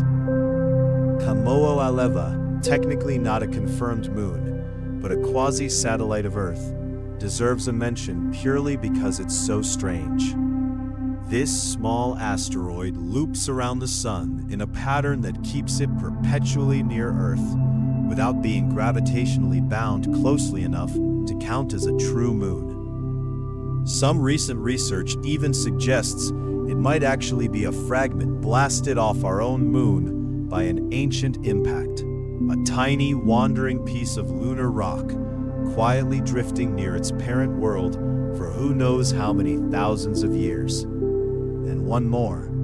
Back at Saturn, Pan and Atlas, two small moons shaped almost comically, flattened disks with a pronounced ridge running around their equator, giving them an appearance often compared to ravioli or flying saucers. Scientists believe this bizarre shape comes from these small moons slowly sweeping up ring material as they orbit within gaps in Saturn's rings, gradually accumulating a wide, flat equatorial bulge of collected dust and ice over millions of patient years. A couple more oddities worth adding to this list before we move on. Cordelia and Ophelia, two tiny moons of Uranus, act as what astronomers call shepherd moons for one of the planet's narrow rings, their gravity keeping the ring particles neatly confined, the same way Prometheus and Pandora do for Saturn, a small gravitational task, quietly repeating itself around more than one planet in the solar system. And Nereid, one of Neptune's smaller moons, has one of the most eccentric, elongated orbits of any moon anywhere in the solar system, swinging from relatively close to Neptune out to nearly 10 million kilometers away and back again, on a single orbit that takes almost a full year to complete. A wildly stretched, irregular path that further supports the idea that Neptune's entire moon system was thrown into disarray at some point, quite possibly around the same time Triton itself was captured. There's a genuine pleasure worth resting in for a moment in simply collecting these oddities together like this. Most moons, most nights, settle quietly into calm, predictable orbits, tidally locked, smoothly rotating, patiently circling the same face toward their planet for billions of years. And then, scattered here and there throughout the solar system, a small handful of exceptions, tumbling unpredictably, trading orbits, shaped like flying saucers, refusing, in their own small, quiet ways, to behave the way everything around them seems to. One more genuine oddity worth knowing before we turn to tonight's closing thought. For a while, some scientists suspected Saturn's moon Rhea might have a faint ring system of its own, a genuinely exciting possibility, since no moon anywhere in the solar system had ever been confirmed to have rings. Careful follow-up observations eventually ruled it out, but the search itself is a reminder of just how much about even our own solar system's moons remains genuinely open to discovery, sometimes overturned, sometimes confirmed, through nothing more than careful, patient, repeated observation. There's a whole category of moons we've barely touched on tonight, tucked away around some of the smaller, more distant worlds in the solar system. Dwarf planets, and even asteroids, small bodies most people wouldn't expect to have any moons at all. We already met Charon, Pluto's unusually large companion. But Pluto actually has 4 smaller moons besides Charon: Styx, Nix, Kerberos, and Hydra. Each one tiny, irregularly shaped, and likely formed from debris scattered during the same ancient collision that created Charon itself, rather than being separately captured objects. It's a genuinely elegant little family, all born from one single violent event billions of years ago, still quietly orbiting together in the cold dark beyond Neptune. Eris, the distant icy world whose discovery directly triggered Pluto's reclassification debate, has a moon of its own too, called dysnomia, discovered in 2005, not long after Eris itself. Dysnomia's name fittingly means lawlessness in Greek mythology, chosen to match Eris, the goddess of strife and discord her parent world is named after. Studying dysnomia's orbit actually gave scientists their best early estimate of Eris's mass, since careful observation of how quickly a moon orbits its parent body reveals a huge amount about that body's gravity, and therefore its mass, without ever needing to visit either world directly. Haumea, another of the solar system's confirmed dwarf planets, and one of the strangest shaped objects we've encountered across this entire tour, spins so rapidly once every 4 hours that it's been stretched by its own rotation into a distinctly elongated egg-like shape rather than a proper sphere. Remarkably, Haumea has 2 known moons, Hyakka and Namaka, both likely formed from debris thrown off during an ancient violent collision, the same kind of event that shaped so many of the strange worlds we visited tonight. Even Makemake, one of the more distant, less studied dwarf planets, was confirmed to have a small moon in 2016, discovered almost by accident during a careful search using the Hubble Space Telescope, nicknamed informally MK2 before it eventually receives an official name. Now, here's the detail that genuinely surprises most people. Even asteroids, some of the smallest, most ordinary seeming objects in the entire solar system, can have moons of their own. The asteroid Ida, orbiting out in the asteroid belt, was found in 1993 to have its own tiny moon, nicknamed Dactyl, barely a mile across, the first confirmed example of an asteroid with a natural satellite of its own. Since that discovery, scientists have confirmed hundreds of similar binary asteroid systems, pairs of small rocky bodies locked in orbit around one another, some even forming genuine triple systems, 3 separate small bodies, all gravitationally bound together, tumbling through space as a tiny, complicated little family. These asteroid moons form differently to almost everything else we've discussed tonight. Rather than a giant impact or careful co-formation, many are thought to form when a rapidly spinning asteroid, spinning fast enough that centrifugal force actually pulls loose material away from its surface, sheds a small chunk of itself entirely, which then settles into a stable orbit around the parent body, a small piece of the same asteroid, quietly separated and orbiting its own former self. It's worth knowing that studying these small binary asteroid systems has become genuinely important beyond pure curiosity too. In 2022, NASA deliberately crashed a spacecraft into Dimorphos, the small moon of an asteroid called Didymos, specifically to test whether a spacecraft impact could meaningfully alter a moon's orbit. A real-world rehearsal for potentially deflecting a dangerous asteroid away from Earth someday. The mission succeeded, shortening Dimorphos's orbit around its parent asteroid by a measurable amount. The first time humanity has ever deliberately changed the motion of another celestial body, using nothing more than the simple physics of a very fast, very deliberate collision. It's worth knowing, too, that studying these small, distant moons of dwarf planets has become genuinely important for a very practical scientific reason. Because dwarf planets themselves are so small, faint, and far away, it's often only by carefully watching how their moons orbit them that scientists can accurately calculate their mass, their density, and therefore what they're likely made of.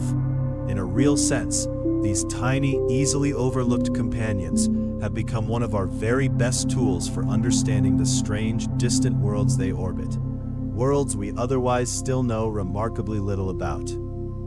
There's something worth sitting with in just how far this pattern extends, once you start looking for it. Moons aren't only a feature of the 8 major planets. They exist in miniature, all the way down to small, irregular asteroids, barely large enough to hold on to anything at all. Wherever gravity and enough leftover material meet, Even at the smallest scales imaginable, something somewhere tends to end up quietly circling something else. Before we close out our tour of the strange and the ordinary, it's worth spending time on something rarely discussed: the moons that very nearly formed but didn't, and what their absence tells us. Venus and Mercury famously have no moons at all, and we touched briefly on why earlier. But it's worth going deeper, because the story is more interesting than a single simple explanation. Some models of the early solar system suggest Venus may, in fact, have had a moon once, formed the same violent way ours was, through a giant impact early in its history. If so, that moon didn't survive.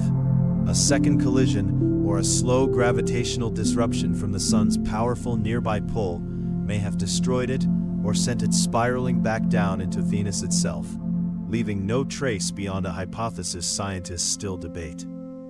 Mercury's case is simpler, but no less interesting. Any moon forming that close to the sun would sit inside a region where the sun's own gravity dominates so strongly that a stable orbit around Mercury becomes almost impossible to maintain over long timescales. Anything that started orbiting Mercury early on was more likely pulled away entirely by the sun or crashed back down, long before it had any chance to settle into the kind of patient, billions of years long orbit every moon we've discussed tonight has managed. Earth itself came remarkably close to a very different outcome too.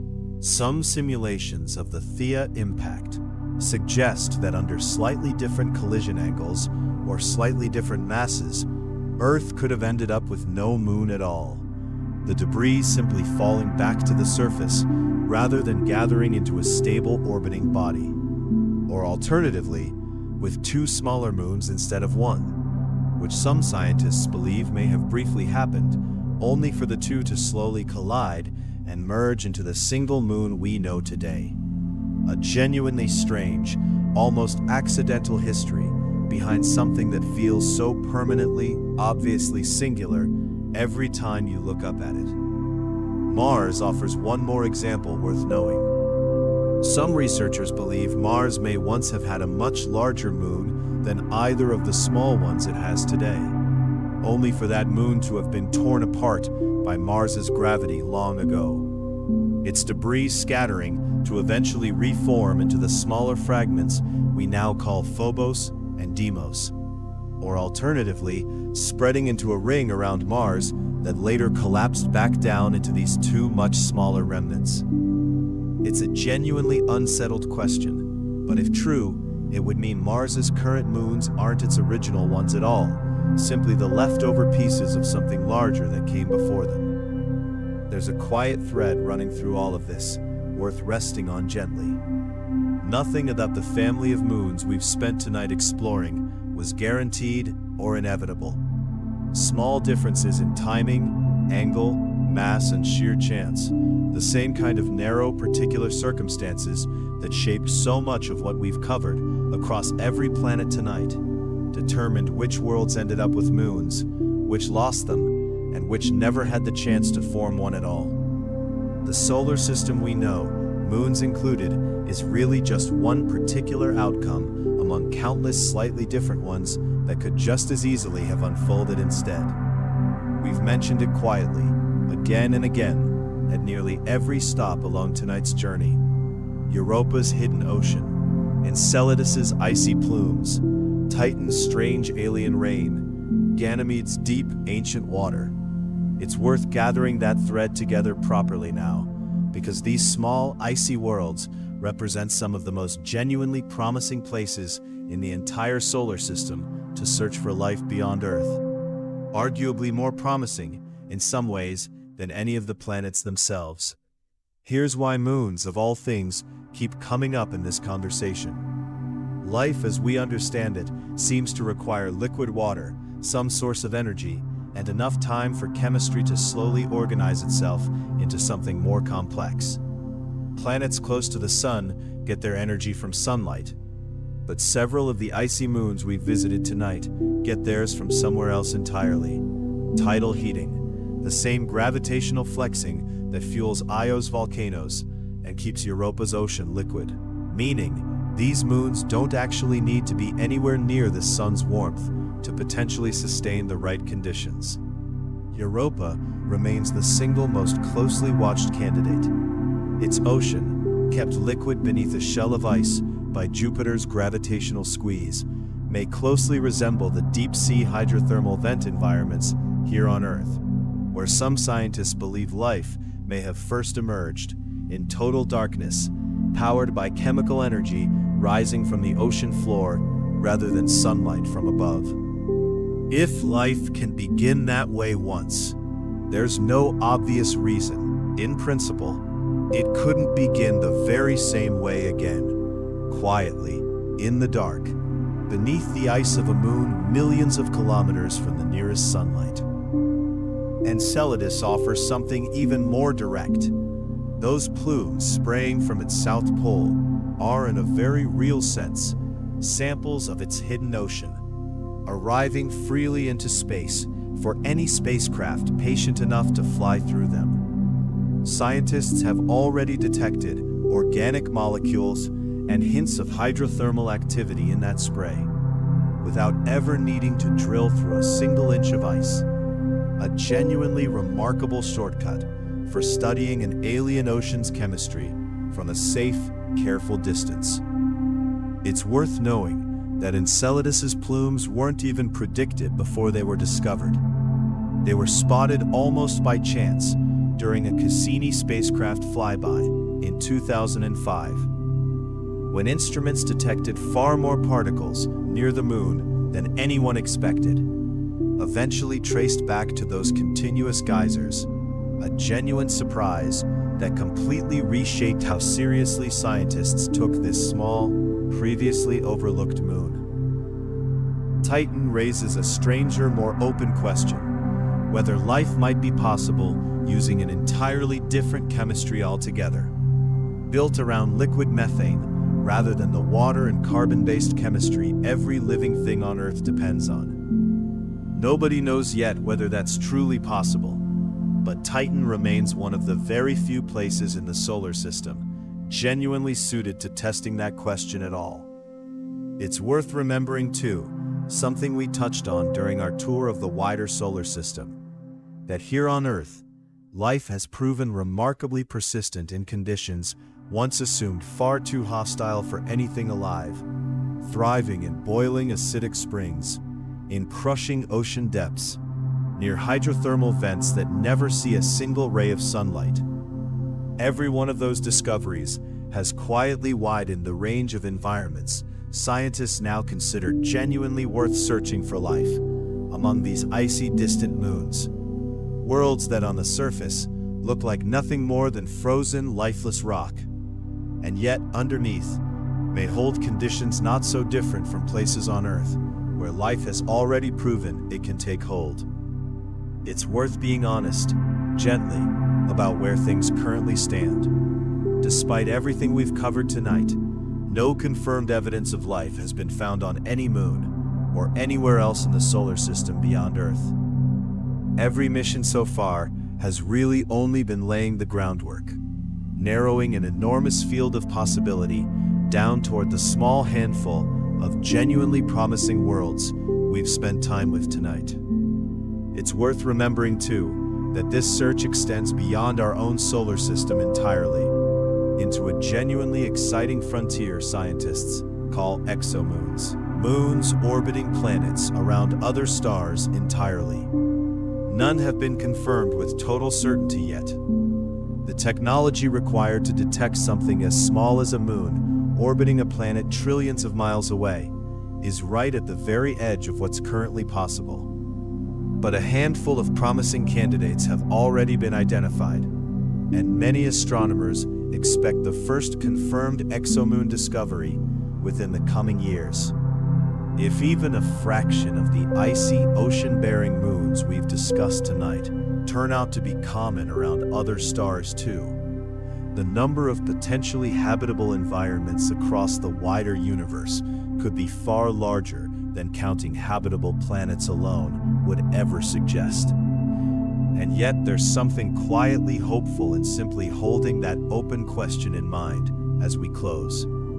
Somewhere between a volcanic moon and a hidden ocean, between an alien methane rain and a spray of icy mist escaping into space, an answer to one of the oldest questions anyone has ever wondered while looking up at the night sky may already be waiting, patiently, for the right mission, the right instrument, the right moment to finally be found. Before we turn to tonight's closing question, it's worth pausing on something we've quietly skipped past again and again tonight: how any of these moons actually get discovered and named in the first place, since the process itself carries some genuinely interesting details.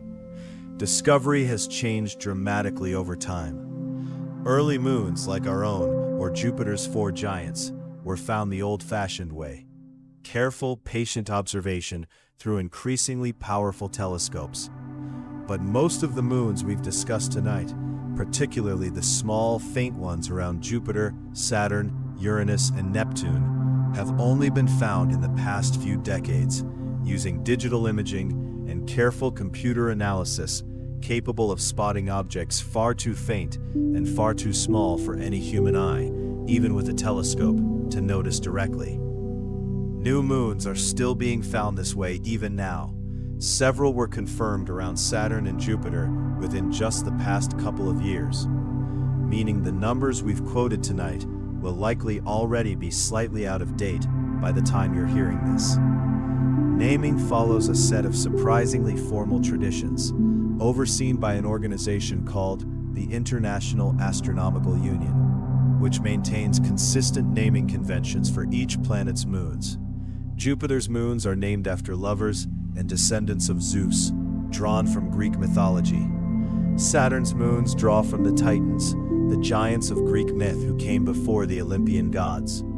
Uranus, as we mentioned, breaks from mythology entirely, drawing instead from Shakespeare and Pope.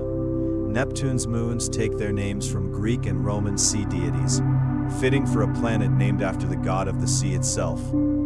These conventions aren't just decorative.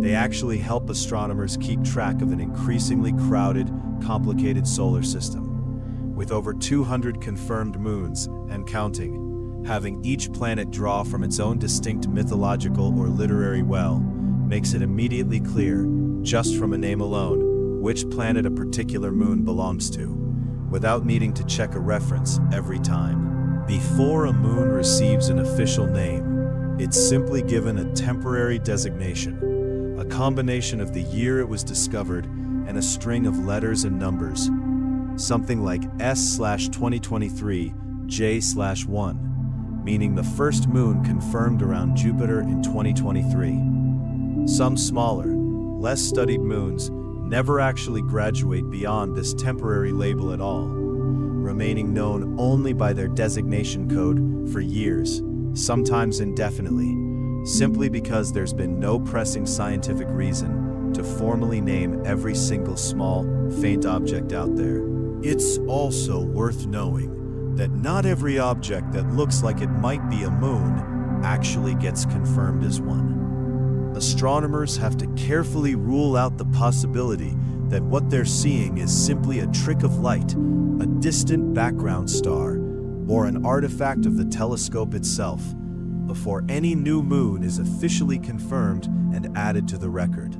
It's careful, patient, sometimes years-long work, quietly happening in observatories around the world, expanding this list of over 200 moons a little further, one confirmed discovery at a time. There's something worth sitting with in just how recent so much of tonight's knowledge really is. Many of the details we've covered, Europa's likely ocean, Enceladus's plumes, Miranda's cliffs, Triton's geysers, were entirely unknown even within living memory, discovered only through spacecraft launched in the past several decades. The picture of our solar system's moons that we've built together tonight is still, in a very real sense, being actively written, one careful observation, one small confirmed discovery at a time. Before we close tonight, It's worth stepping back from the science for a moment and spending a little time with something quieter. How people across history understood the moon long before any of tonight's facts were known at all. Nearly every ancient culture built some kind of story or system around the moon, and it's worth knowing just how practically important it was long before it was ever an object of scientific curiosity. Many of the earliest calendars humans ever developed were lunar calendars, tracking time not by the sun's yearly cycle, but by the moon's steady, reliable 29.5-day rhythm of phases, easy to observe, easy to count, and remarkably consistent from one culture to the next, regardless of how far apart those cultures were or how little contact they had with one another. The ancient Babylonians kept detailed, careful records of the moon's position and phases, stretching back thousands of years, records precise enough that modern astronomers have actually used them to help calculate small, gradual changes in Earth's own rotation over the millennia since.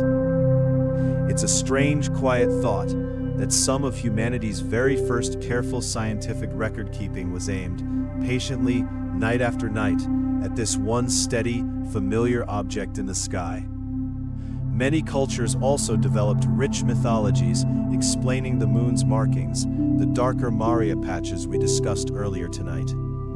Some saw a face, others saw a rabbit, a detail found independently in cultures across Asia and the Americas, an image formed from the same scattered dark patches, interpreted through entirely different cultural lenses on opposite sides of the world, arriving, remarkably, at a similar shape.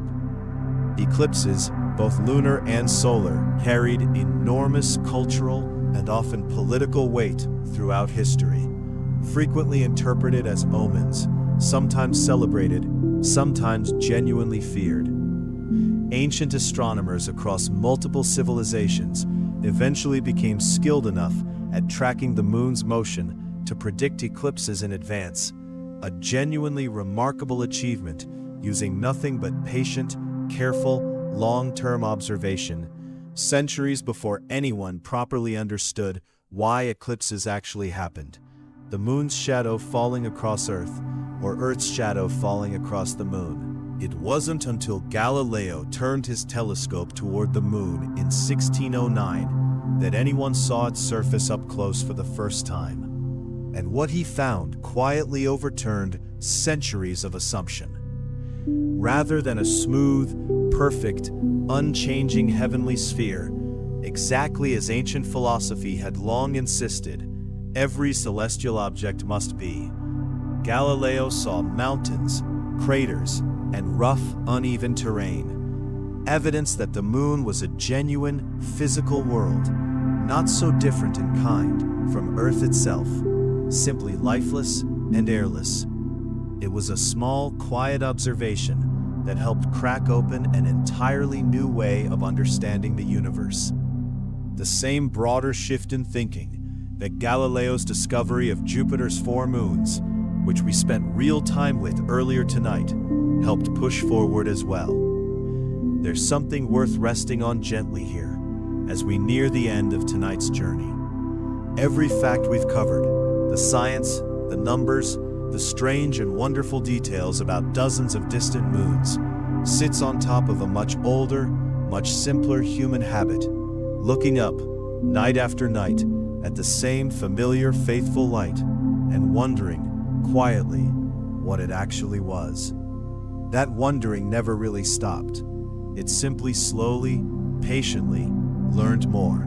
So that's the family, or at least the shape of it. More than 200 moons scattered across our solar system, from the quiet, familiar one that's watched over every night of your life, to strange, distant worlds most people never think about at all. A moon born from a violent collision, now gently stabilizing the very planet it once tore apart from. 2 small, tumbling, captured asteroids, one of them slowly counting down toward its own eventual destruction.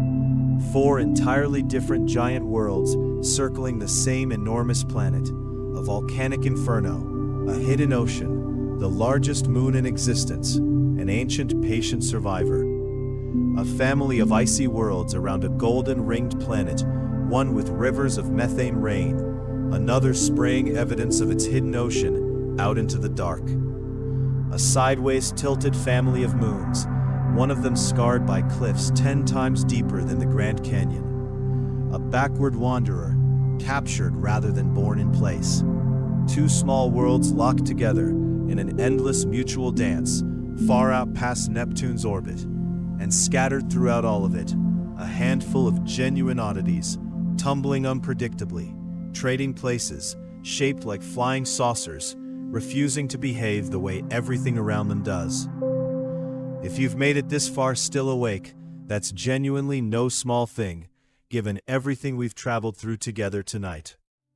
And if you drifted off somewhere along the way, that's exactly how tonight was always meant to go. There's nothing you need to hold on to from any of this. Not the names, not the numbers, not the long, strange list of worlds we've just visited. Just the soft, wide feeling of it all. An entire quiet family of moons. Some familiar, some utterly alien, all of them turning gently through the dark, exactly as they have for billions of years, and will continue to, long after tonight, long after all of us. Before you go, if this helped you unwind tonight, it really does help this small channel find its way to other people who need exactly this too. If you take a moment to like the video, subscribe, and maybe leave a quick comment. It costs you nothing, and it means a lot. You don't need to remember any single name from tonight. Not Phobos, or Titan, or Charon. Not Miranda's cliffs, or Enceladus's quiet plumes. Just the shape of it. A whole patient family of worlds. Some familiar, some strange beyond easy imagining. All of them turning gently through the dark, exactly as they always have. Think for a moment of everything we've actually covered together tonight. A moon born from violence, now quietly holding the very planet it once tore apart, together in careful balance. Small, tumbling, captured worlds, one already counting down toward its own distant ending. Four entirely different giants circling the very same enormous planet. A family of icebound worlds hiding oceans, spraying evidence of themselves out into the dark for anyone patient enough to notice. A sideways tilted household of moons, one scarred by cliffs deeper than anything on Earth. A wanderer, captured rather than born in place, still slowly spiraling toward whatever comes next. Two small worlds locked in an endless mutual dance far out past Neptune's orbit, and scattered throughout all of it. Oddities refusing to behave, rings that may once have been a moon, moons that help shape the very rings around them, and small, quiet questions about life, chemistry, and the deep human habit of looking up and wondering that stretch back long before any of tonight's science existed at all. None of it needed to happen the way it did, not one part, and yet here it all is, still turning, still orbiting, still quietly, patiently existing, exactly as it has for billions of years. Let your shoulders settle one more time, let your breathing slow, and let the whole of it, every moon, every quiet, distant world, simply drift gently into rest, right along with you.